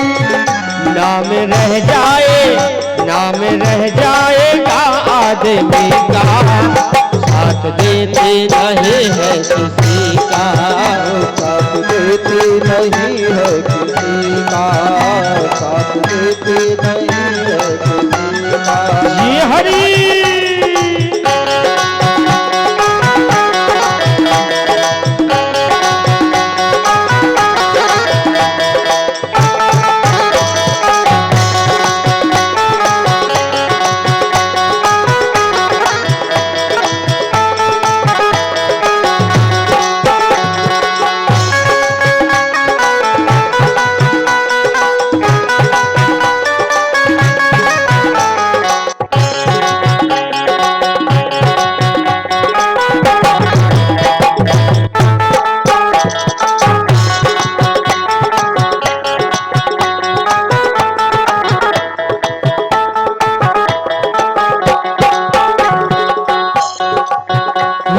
दुनिया हकीकत पुरानी, चलते रहना है उसकी रवानी, चलते रुकना है उसकी रवानी, चलते रुकना है उसकी रवानी। हो ये दुनिया, हाय हाय ये दुनिया हकीकत पुराने, चलते रहना है उसकी रवानी, चलते रुकना है उसकी रवानी, चलते रुकना है उसकी रवानी। फर्ज पूरा, फर्ज पूरा, फर्ज पूरा करो बंदगी का, साथ देते रहे है किसी का, साथ देते नहीं है किसी का, साथ देते नहीं है किसी का। क्या भरोसा है, क्या भरोसा है इस जिंदगी का, क्या देते नहीं है किसी का, साथ देते नहीं है किसी का, साथ देते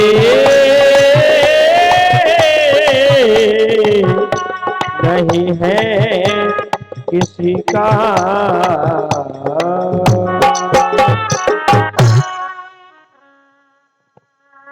क्या भरोसा है इस जिंदगी का, साथ देती नहीं है किसी का। जिंदगी जब तक रहेगी फुर्सत न होगी काम से, कुछ समय ऐसा निकालो प्रेम करो श्री राम से।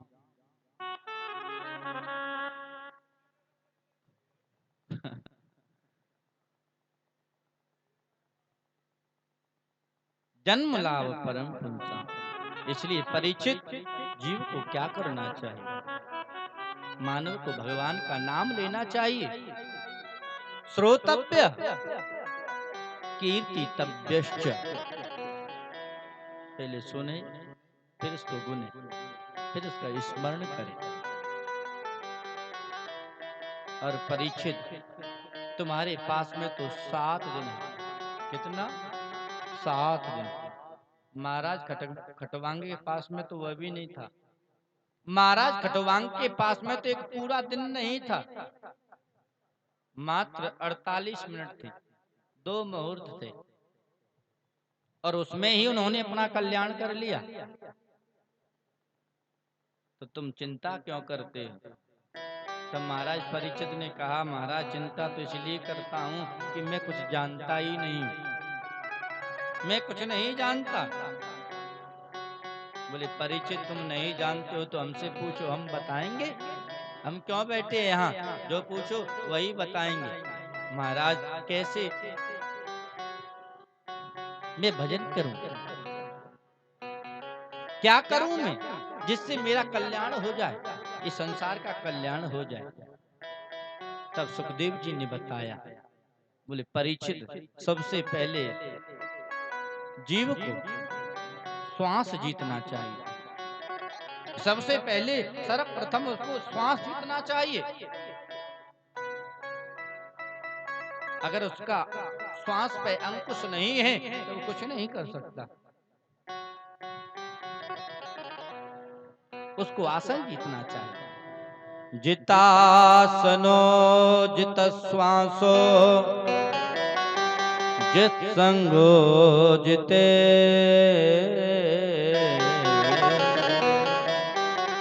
उसको पहले आसन जीते उसके बाद वो श्वास को जीते। जब आसन नहीं रहेगा तो क्या करोगे? भजन। भजन के लिए तो आसन बहुत जरूरी है। अगर आसन नहीं जीतेंगे तो बैठ जाएंगे फिर सबकी तरह। कुछ तो चाहिए। आसन को जीतने के बाद श्वास को जीतना चाहिए और उसके बाद संग को जीतना चाहिए। अगर संग आसन भी जीत लिया और श्वास को भी जीत लिया और संग को नहीं जीता तो सब गड़बड़। संग को जीतना चाहिए, अच्छा संग होना चाहिए, जित संगो। और फिर उसके बाद बोले जितेंद्रिया, इंद्रियों को जीतना चाहिए। अगर आपके बस में इंद्रिय होंगी तो आप सब कुछ कर सकते हैं। अगर आपके बस में इंद्रिय नहीं है तो आप चाकर के भी कुछ नहीं कर सकते। अब आप बैठे हो भजन पर, आसन जीत लिया, श्वास जीत ली, पर इंद्रियों को नहीं जीता, तो जिस समय तुम माला लेकर के बैठोगे उसी समय मुख चाहेगा कि हमको भोजन मिल जाए, हैं? कान चाहेगा कि हमको कुछ सुनने के लिए मिल जाए, तो वो बैठने नहीं देगा।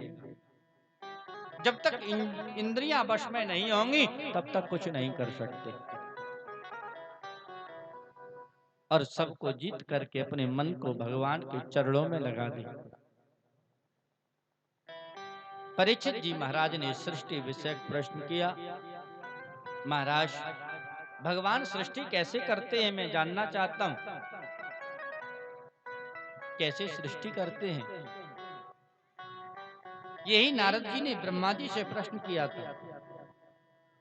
नारद जी ने जाकर के अपने पिता ब्रह्मा जी को प्रणाम किया और पूछा, पितामह, आपसे, मैं तो आपको ही सब कुछ समझता हूँ, परंतु आपसे कोई और भगवान है क्या?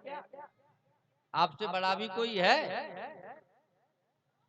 तब ब्रह्मा जी ने कहा, हाँ, हमसे बड़ा है। हमारे जनक हमसे बड़े हैं, हमारे पिता हैं जो। बताना प्रारंभ कर दिया। भगवान नारायण के नाभि से कमल निकला और उसी कमल से ब्रह्मा जी का प्रादुर्भाव हुआ। जब ब्रह्मा जी का प्रादुर्भाव हुआ परीक्षित, तो ब्रह्मा जी ने चारों तरफ देखा, चारों दिशाओं में देखा तो ब्रह्मा जी के 4 सिर हो गए, परंतु अपने जनक को नहीं देखा, अपने पिता का दर्शन नहीं किया। मन में इच्छा थी मैं अपने पिता के दर्शन तो कर लूं। तो आकाशवाणी हुई और आकाशवाणी ने कहा, बोले ब्रह्मा, अगर तुमको अपने पिता का दर्शन करना है तो तुम तपस्या करो। स्पर्शेषु यत् षोडशमेक विंशम,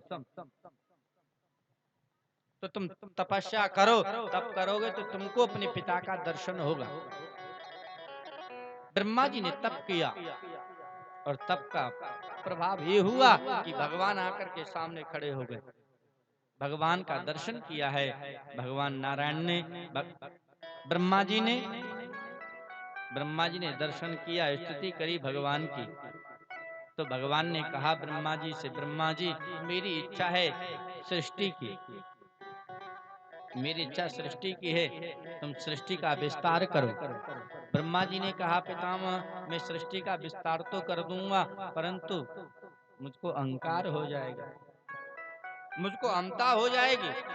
तो बोले, मैं तुमको चतुश्लोकी भागवत प्रदान करता हूँ, तुम इसको हमेशा याद रखना। इसको याद करोगे तो तुमको कभी अहंकार नहीं होगा। बताया। बोले ब्रह्मा, तुम ये समझना, मैं हाथी में भी हूँ और चींटी में भी हूँ, मैं सब में हूँ। ये मत समझना मैं केवल हाथी में हूँ, चींटी में नहीं हूँ, मैं सब जगह हूँ। बड़ा सुंदर चतुश्लोकी भागवत का ज्ञान दिया, समझ में आ गया। भगवान अंतर्धान हो गए परीक्षित। जैसे भगवान अंतर्धान हुए, ब्रह्मा जी ने सृष्टि करना प्रारंभ कर दिया। ये द्वितीय स्कंद में भागवत के 10 लक्षणों को बताया है। इदम भागवतम नाम पुराण 10 लक्षणम। भागवत के कौन कौन 10 लक्षण हैं? अत्र सर्गो विसर्गस्य स्थान पोषण मूतय मनवंतरे सानु कथा निरोधो मुक्तिराश्रय। बताया 10 इसके स्थान हैं। जो तृतीय स्कंद है ना, इसमें सर्ग की कथा है, और जो चतुर्थ स्कंद में कथा है वो विसर्ग की कथा है। तो तृतीय स्कंद की कथा है ना, इसमें सूक्ष्म सृष्टि का वर्णन है, और चतुर्थ स्कंद में विशाल सृष्टि का वर्णन है। पंचम स्कंद में स्थान की कथा है, भूगोल खगोल की कथा है, क्योंकि सृष्टि होगी तो किस पे रहेगी? पृथ्वी पे तो रहेगी, इसलिए स्थान की कथा है।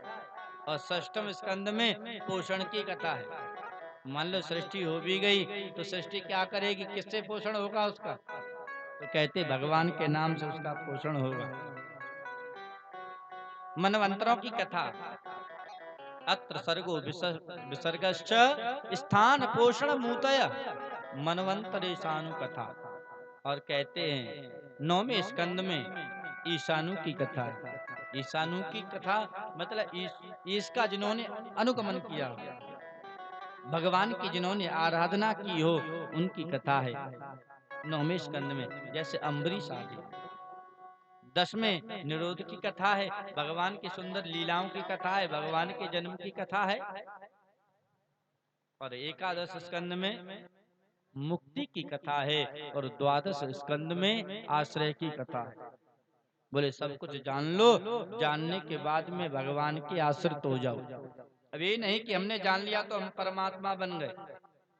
अगर परमात्मा बन जाओगे तो फिर गड्ढे में मिट्टी में मिलते समय ज्यादा नहीं लगेगा, तुरंत मिट्टी में मिल जाओगे। ब्रह्मा को भी अहंकार था कि मैं ब्रह्मा, अब तो मैं ही हो गया सब कुछ। तुरंत भगवान ने अहंकार को दूर कर दिया। इंद्र को भी अहंकार हो गया था, मैं हो गया सबका राजा, पालन पोषण करने वाला। और भगवान ने गोवर्धन की पूजन कराई और सब अहंकार को चूर चूर कर दिया, मट्टी में मिला दिया। कहते हैं 2 महापुरुष थे, अभी कहा था ना, एक विदुर जी और दूसरे बलराम जी। श्री परीक्षित जी ने प्रश्न किया, महाराज भगवान जब हस्तिनापुर को छोड़ करके, विदुर जी महाराज हस्तिनापुर को छोड़ करके चले गए थे, तो हस्तिनापुर क्यों आए, पुनः आगमन क्यों हुआ उनका, मैं जानना चाहता हूँ। ब्रूहि नस्तदिदं सौम्य विदुरस्य विचेष्टितम् बन्धुत्याग निमित्तं च तथैवागतवान्।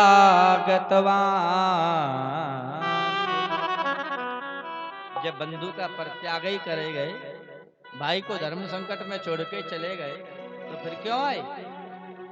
उनको नहीं आना चाहिए। श्री सुखदेव जी कहते हैं, राजन विदुर जी महाराज कौरवों के यहाँ महामंत्री थे। जब इसका विदुर का जब दुर्योधन का जन्म हुआ था, तो विदुर जी ने धृतराष्ट्र से कहा था, बोले महाराज ये दुष्ट है, ये हस्तिनापुर को नष्ट करके मरेगा, इसलिए हमारी तो सलाह यही है कि इसको पहले ही ठिकाने लगा दिया जाए, इसको छोड़ दिया जाए, इसको राज्य से बाहर कर दिया जाए, नहीं तो इस सबको राज्य से बाहर कर देगा।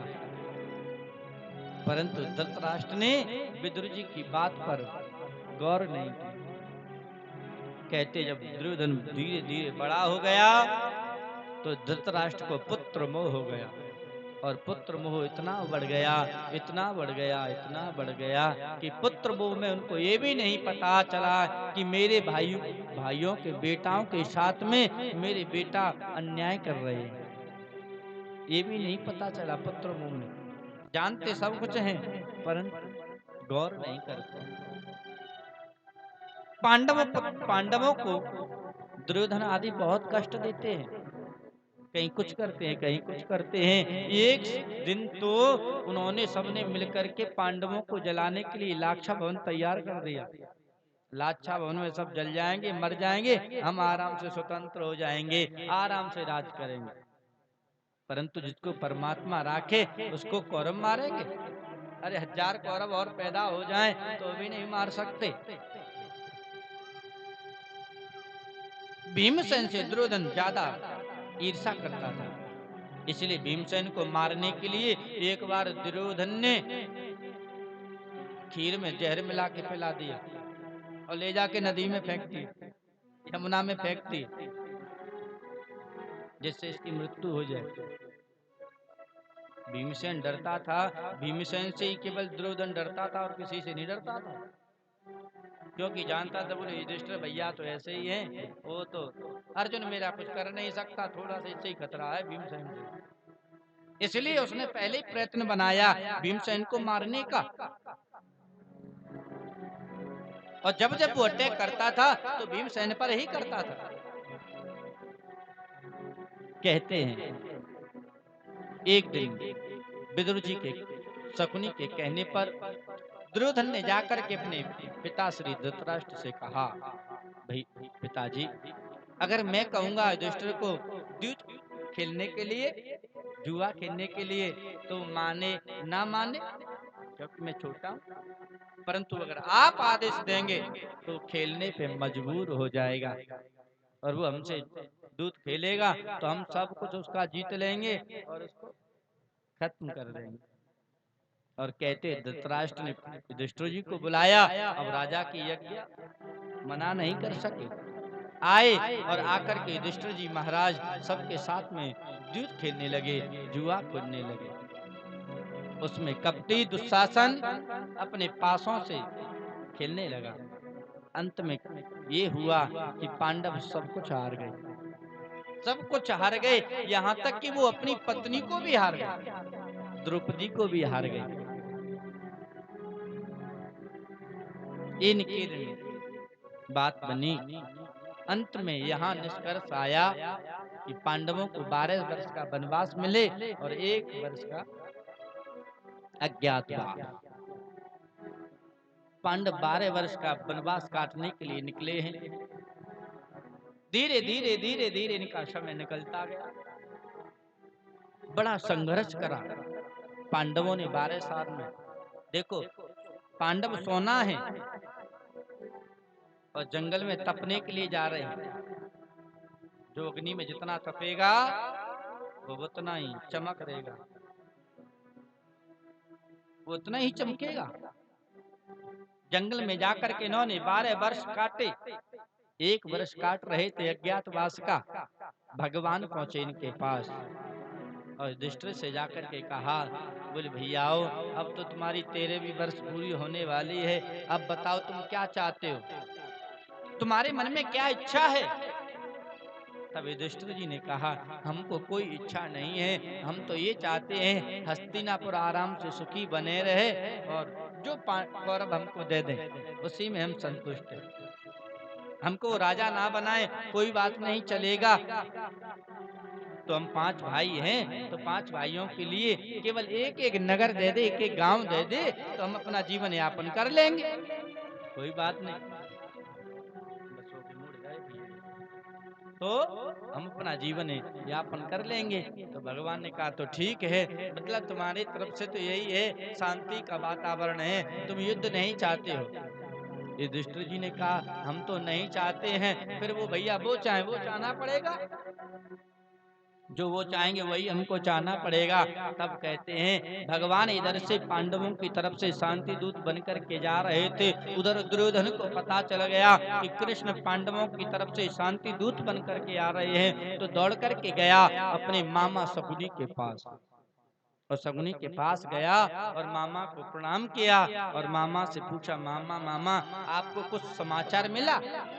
बोले मुझको तो कुछ नहीं मिला। बोले पांडवों की तरफ से कृष्ण शांति दूत बन करके आ रहे हैं, आप बताइए हमको क्या करना चाहिए, हमको क्या करना चाहिए। अब तो शकुनी चक्कर में पड़ गया, क्या करें क्या ना करें। अंत में एक ही बात कही शकुनी ने, बोले दुर्योधन तुमको एक बात बताऊं, ये हस्तिनापुर की श्री, ये हस्तिनापुर का राज उसकी तरफ रहेगा जिसकी तरफ एक कृष्ण रहेगा, जिसकी तरफ एक कृष्ण रहेगा उसी की तरफ ये हस्तिनापुर रहेगा।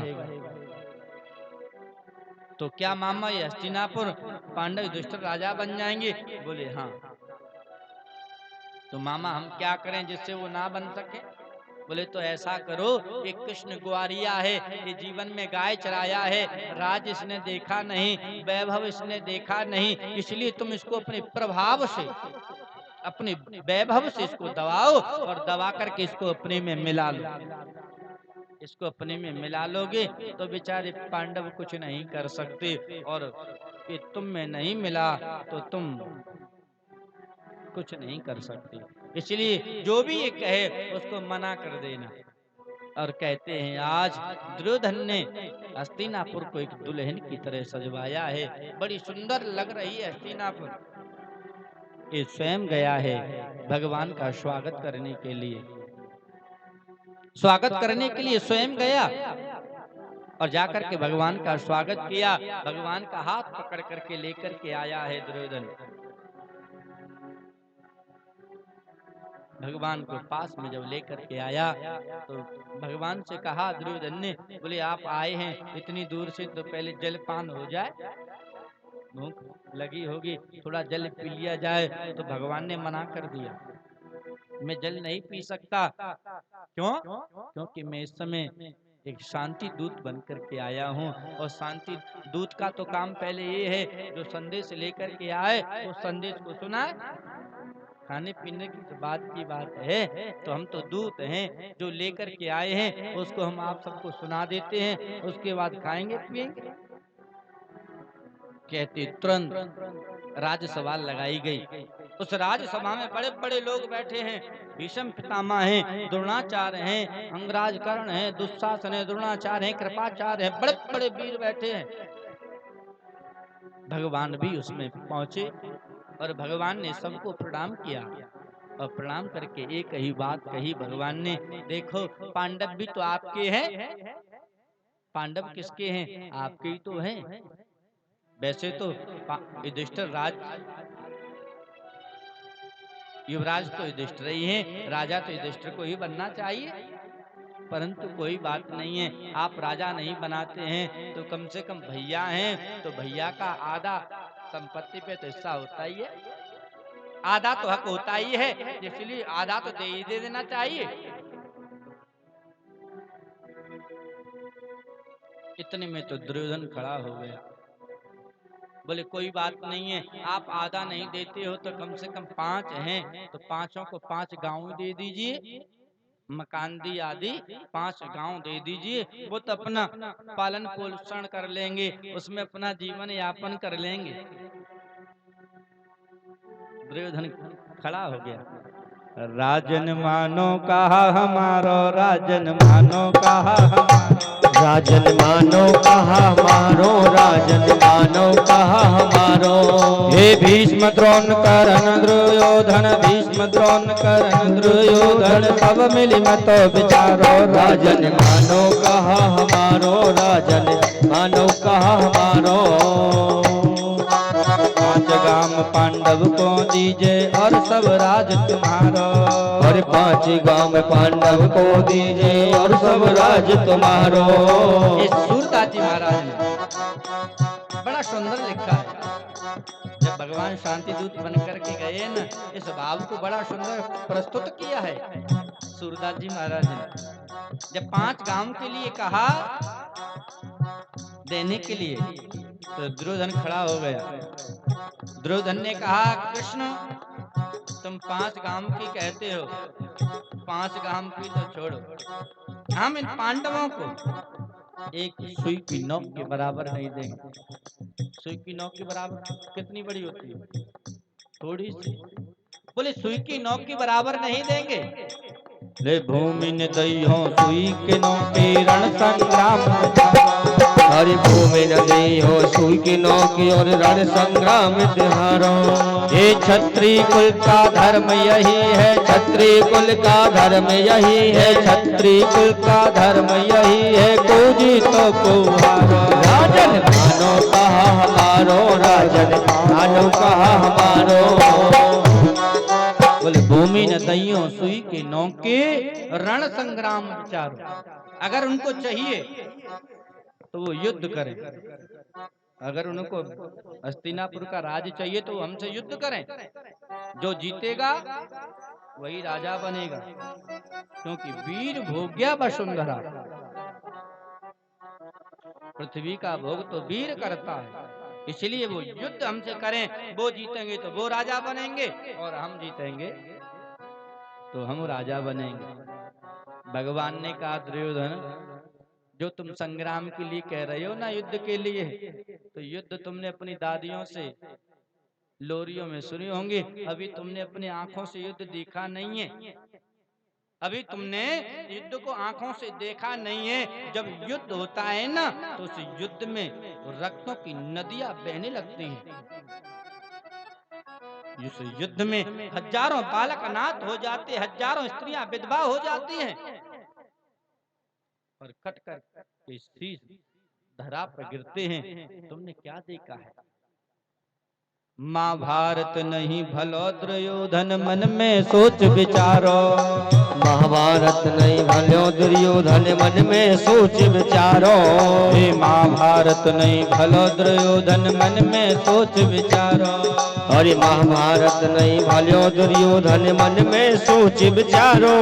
ये कट कट शीस गिरे धरनी पर, कट कट शीस गिरे धरनी पर, कट कट शीस गिरे धरनी पर, खड़गा चले दुधारो। राजन मानो कहा हमारो, राजन मानो कहा हमारो।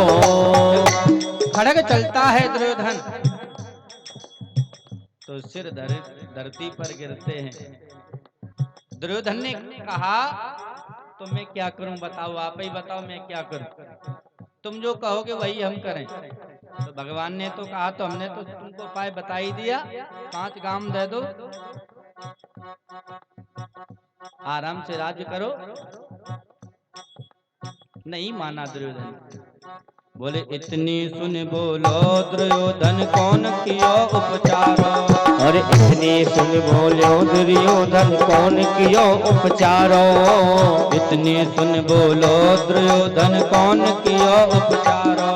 और इतनी सुन बोलो दुर्योधन कौन कियो उपचारो। हे राजनीति को मर्म न जाने, अरे राजनीति को मर्म न जाने, राजनीति को मर्म न जाने, गाय चरावन हारो। राजन मानो कहा हमारो, राजन मानो कहा हमारो, मानो कहा हमारो, राजन मानो मानो इतना कहा, राजनीति को मर्म न जाने, गाय चरावन हारो। कृष्ण तुम क्या राजनीति समझोगे? तुमने अपने जीवन में गाय पालन किया है, गायों का पालन किया है, इसलिए राजनीति को छोड़ो और तुम अपना ही काम करो। जब इतना कहा तो सूरदास जी महाराज को खराब लगा, बहुत खराब लगा। बताओ, भगवान समझा रहे हैं और कौरवों की बुद्धि काम नहीं कर रही। कह दिया सूरदास जी ने, मानत नहीं अंध को जायो, हरि को वचन इनकारो। क्योंकि इसने तो भगवान के वचन का ही इनकार कर दिया, भगवान ने जो कहा था उसको मनाही कर दिया। तो कहते हैं सूरदास प्रभु कहे सभा में आयो काल तुम्हारा। अब तो तुम्हारा काल आ गया है, अब तुमको कोई बचा नहीं सकता है, अब तो तुमको मरना ही पड़ेगा। अंत में निर्णय ये हुआ, कौरवों ने बिल्कुल मना कर दिया, हम कुछ नहीं देंगे, बात खत्म हो गई। भगवान उन्हीं पैर वापस आए। दुर्योधन ने आकर के भगवान का हाथ पकड़ा और भगवान से भोजन के लिए कहा, प्रसाद पाने के लिए कहा, तो भगवान ने मना कर दिया। भगवान ने मना कर दिया, बोले दुर्योधन मैं प्रसाद नहीं पा सकता हूँ। क्यों? क्योंकि भोजन तो 2 ही विधि से होता है। भोजन तो 2 ही विधि से होता है, या तो भूख लगी हो, या तो खिलाने वाले के प्रति प्रेम हो। 2 ही विधि भोजन कीजिए राजा, विपत्ति परे कई प्रीत, तेरी प्रीत न मोहि आपदा, यही बड़ी विपरीत। तेरे हृदय में प्रेम नहीं है और हमको भूख नहीं है। तब दुर्योधन ने कहा, आप कैसे जानते हैं कि हमारे हृदय में प्रेम नहीं है? आप कैसे जानते हैं? बोले मैं जानता हूं, क्योंकि लोग मुझको अंतर्यामी कहते हैं, और जब मैं अंतर्यामी हूं तो मैं तो सबके हृदय की बात जानता हूं। किसके हृदय में क्या है? अंतर्यामी नाम हमारो, वही अंतर की जानो। यद्यपि सूर भक्त वत्सल हो, भक्तन हाथ बिखानो।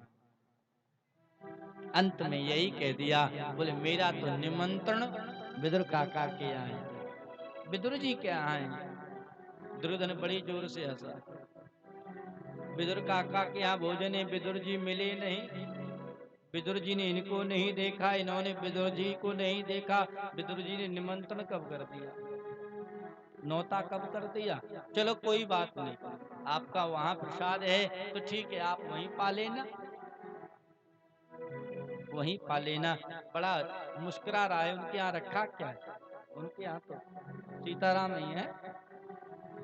जब ये बात कही कि मेरा निमंत्रण विदुर काका के यहाँ है, तो कहते हैं इनको मंत्री पद से तो हटा ही दिया था दुर्योधन ने, तो सभा में ऐसे ही आए थे घूमने के लिए। चलो हम भगवान को नहीं देख पाएंगे तो कम से कम भगवान तो हमको देख लेंगे, क्योंकि भीड़ बहुत है, मंत्री पद भी हम पे नहीं है, तो शायद अंदर ना जाने दें, तो कम से कम हम नहीं देख पाएंगे तो कोई बात नहीं, परमात्मा तो हमको देख लेगा। बस यही होना चाहिए। जब सुना कि मेरा निमंत्रण विदुर काका के आए, अब तो काका जी आगे आगे, उनकी धर्म पत्नी पीछे पीछे, और कहा देखो सुलभा, कृष्ण आ रहे हैं, भगवान आ रहे हैं, तो घर में थोड़ा साफ सफाई जरूरी है, क्योंकि साफ सफाई नहीं रहेगी तो भगवान नहीं आएंगे। भजने आता है ना, तेने आंगन नहीं बुहारा, कैसे आएंगे भगवान? जब स्वच्छ मिलेगा तभी तो भगवान आएंगे। कहते हैं सुलभा माता गई है, जाकर के गोबर मिट्टी से उस कुटिया को बड़ा सुंदर उन्होंने लीपा है। अब तो चबूतरे सभी खत्म हो गए, लीपने का स्थान ही नहीं बचा। अब तो सब पत्थर लगे हैं, सब मार्बल है, अब तो कुछ नहीं, कौन झंझट करे। एक बात बताएं, टाइल्स लगवा करके, पत्थर लगवा करके सफाई तो कर सकते हैं, पर उसको शुद्ध नहीं कर सकते। शुद्ध गोबर मिट्टी से ही होगा, गोबर मिट्टी से ही होगा। इसलिए घर में कोई भी घर बनाए तो कम से कम इतना तो स्थान छोड़े, कम से कम कभी भविष्य में हवन इत्यादि हो तो मिट्टी में हो जाए। उसके भी अब तो ऐसी प्रक्रिया चल गई है, वो लोहा का बनवा लिए, उससे भी स्पर्श नहीं। क्या है शांति? किससे घर में आए? शांति का जो विधान है उसको तो हम स्पर्श कर ही नहीं रहे। उससे स्पर्श करेंगे तब तो शांति आएगी, उससे स्पर्श ही नहीं है तो कैसे शांति आएगी? कैसे बुद्धि शुद्ध होगी? कैसे बुद्धि शुद्ध होगी? हम अपने सनातन को भूलते जा रहे हैं। हमारी जो परंपराएं हैं उसको हम भूलते जा रहे हैं, और वीआईपी कल्चर में जीने के लिए प्रस्तुत है। वीआईपी कल्चर में प्रवेश कर रहे हैं। वीआईपी कल्चर से कुछ नहीं होगा। वीआईपी आपकी आत्मा होना चाहिए, वीआईपी आपके विचार होना चाहिए। अगर आपके विचार वीआईपी नहीं है और आप स्वयं वीआईपी, तो क्या करोगे? जिनके विचारों में ताकत नहीं है, बल नहीं है, किस बड़ा सुंदर सुलभा माता ने लीपा है, पोता है। विदुर जी महाराज बाजार गए हैं, क्योंकि वो जानते थे कृष्ण माखन और मिश्री खाते हैं, उसको तो माखन मिश्री अच्छा लगता है। तब तक कहते हैं भगवान पहुंचे हैं, मैया स्नान करने के लिए बैठी थी। भगवान ने जाकर के जैसे ही दरवाजा बजाया तो मैया सुलभा ने पूछा कौन? स्नान कर रही थी, कौन? तो भगवान ने कहा मैं कृष्ण। अब तो कृष्ण आवाज सुनते ही मैया बेहोश हो गई, अपने में नहीं रही। कृष्ण नाम सुनते ही, तो देखो भैया सत्य बात यही है, कृष्ण नाम की संज्ञा यही होती है, उसका अर्थ यही होता है किसी के मन को खींच ले।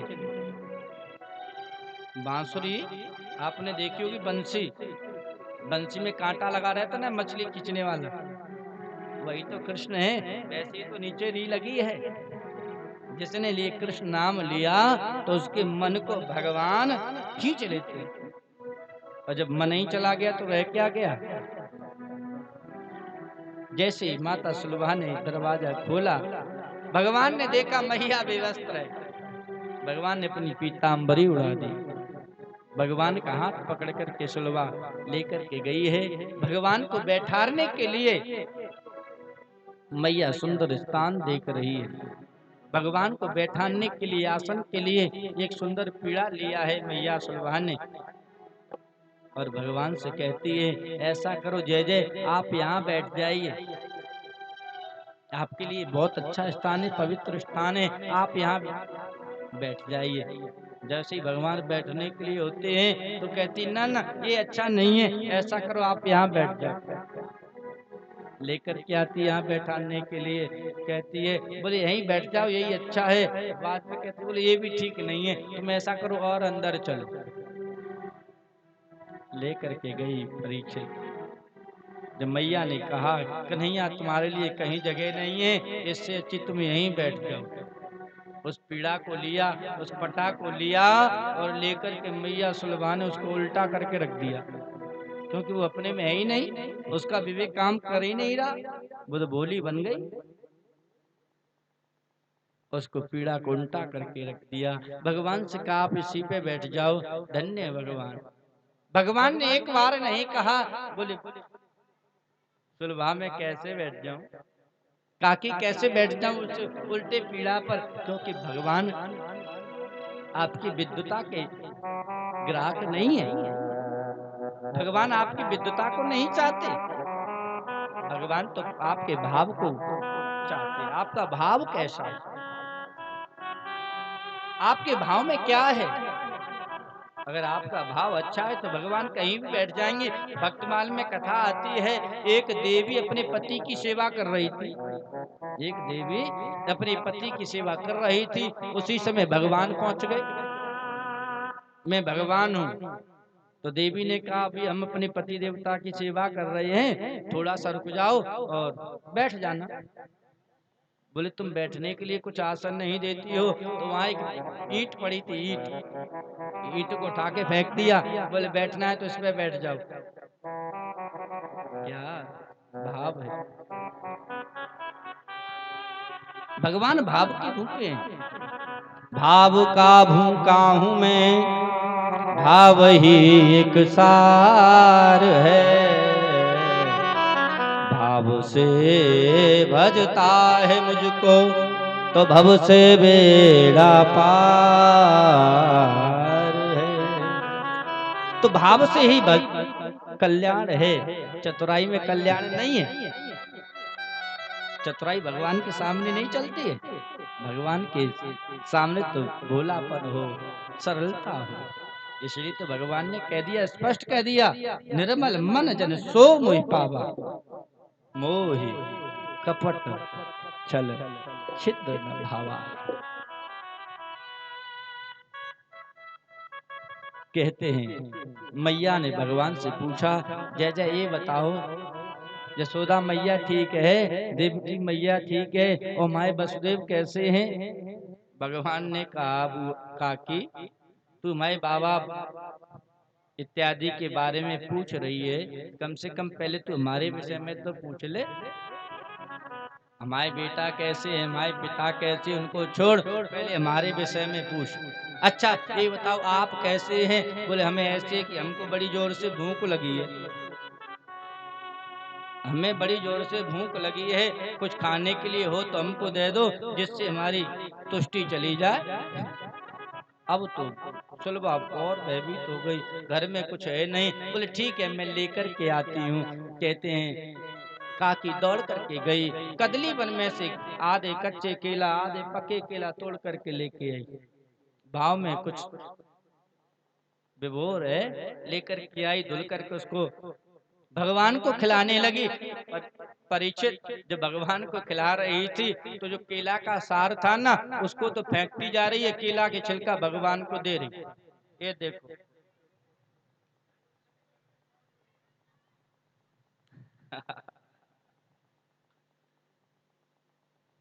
ये देखो परीक्षित, ये है भाव।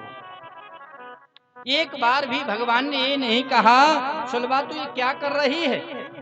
अरे मैं तो भूखा हूँ और तू हमको ये केला का छिलका खिला रही है। भगवान बड़े प्रेम से खाते जा रहे हैं परीक्षित।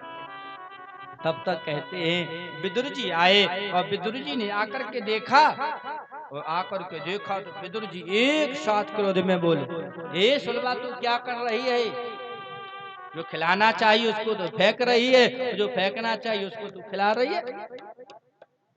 अब उसको विवेक आया, अरे राम राम, मुझसे कितना बड़ा अपराध हो गया। बताओ, मैंने केला के छिलका खिला दिए, मुझसे गलती हो गई। बोले चलो कोई बात नहीं, कटोरी में माखन लेके आया हूँ, मिश्री लेकर के आया हूँ, इसको लाओ माखन मिश्री खिला दो। लेकर के आई सुलभा माखन मिश्री भगवान को दिया। भगवान ने माखन मिश्री खाया तो विदुर जी ने पूछा, कन्हैया ये माखन मिश्री कैसा है? ये भाव बनता है, स्वाभाविक है, कोई हमारे घर में आए हम उसको दें। बोले कि कैसा बना है, पूछना एक स्वाभाविक बात है। विदुर जी ने पूछा तो भगवान ने कहा ठीक है, नाक सुगड़ ली, बोले ठीक है। अरे ऐसा क्यों कहते हैं? बोले इसलिए कहता हूँ जो स्वाद केले के छिलका में मुझको आया वो स्वाद इसमें माखन मिश्री में नहीं है।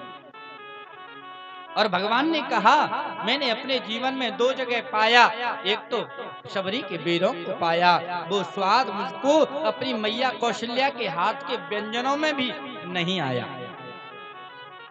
और आज मैंने ये केले के छिलका पाए हैं, ये स्वाद मुझको ये माखन मिश्री में नहीं मिला। तत्वेति त्यों लोक में भोजन कियो अपार, कैसवरी कै विदुर घर रुचि मानी दुई बार, रुचि मानी दुई बार। केवल 2 बार अच्छा लगा। तो भगवान भाव का भूखा है। किसका भूखा है? भाव का, प्रेम का। राम ही केवल प्रेम प्यारा, हे राम ही केवल प्रेम प्यारा, राम ही केवल प्रेम प्यारा, राम ही केवल प्रेम प्यारा, जान ले तो जान निहारा, जान ले सोए जान निहारा। भगवान तो प्रेम के भूखे हैं, ना तुम्हारे व्यंजन के भूखे, ना किसी के भूखे। विदुर जी के यहाँ से भगवान ने विदा ली, पांडवों के यहाँ पहुंचे, पांडवों को सारा वृत्तांत बता दिया। अंत में यही निर्णय हुआ अब महाभारत युद्ध होगा। आगे कथा आगे के प्रसंग में होगी, और आज की वाणी को भगवान के श्री चरणों में विराम। अब देखो एक बात बताएं, कथा और मठा और व्यथा, कथा मठा और व्यथा, इनको जितना बढ़ाओ उतनी बढ़ती जाती। कथा में कथा बढ़ाते जाओ और मठा में मिलाते जाओ तो व्यथा ऐसी है, आप रोजीना बैठिए तब भी व्यथा खत्म नहीं होगी, कोई ना कोई नई बात छिड़ती रहेगी, बढ़ती रहेगी। तो देखो ऐसा है कि तऊ निमज्जन कितऊ प्रणामा तो कतऊ बिलोकत मन अभिरामा। अगर हम शुरुआत में विस्तार से कथा सुनेंगे तो आगे फिर हम भजेंगे, वो तो सीधी है, क्योंकि पहले पैसेंजर चलेगी तो फिर राजधानी भी चलेगी। क्योंकि समय पर तो हमको कृष्ण जन्म कराना ही है, चौथे दिन में कृष्ण जन्म कराना ही कराना है। खूब आनंद ले चलें आप। तो ये तो महाराज धराई भगवत कथा की धरा है। ये हमको सौभाग्य प्राप्त हुआ है। इस स्थान पर दानीबाई माता पर ये हमारी दूसरी कथा है। लगभग लगभग दास ने 40 कथा कह दी। दास ने 17 से प्रारंभ कथा की थी और बीच में तब तक आ गया कोरोना, और कोरोना ने तो सभी को धर दिया, सबको धर दिया। कोरोना ने इतना धर दिया, न तो बेटा पिता से मिलता है, न पिता बेटा से मिलता है, इतना तक कर दिया। तब इतना तक है तो तुम्हारी कथा कौन सुने है? और अब तो भगवान की कृपा से खूब आनंद लेंगे। YouTube चैनल के माध्यम से हम कथा सुनते ही रहेंगे। और यहाँ से जाएंगे तो फिर सुजनपुर में कथा है, उसके बाद में फिर नंदपुरा गांव में कथा है, उसके बाद गलेथा में लगी लगी कथा है। अपने मन को भगवान के चरणों में थोड़ा सा भगवान नाम संकीर्तन। और देखिए आज की जो प्रसादी बनाई है बबलू खवास मुन्ना लाल जी की तरफ से है। सभी भक्त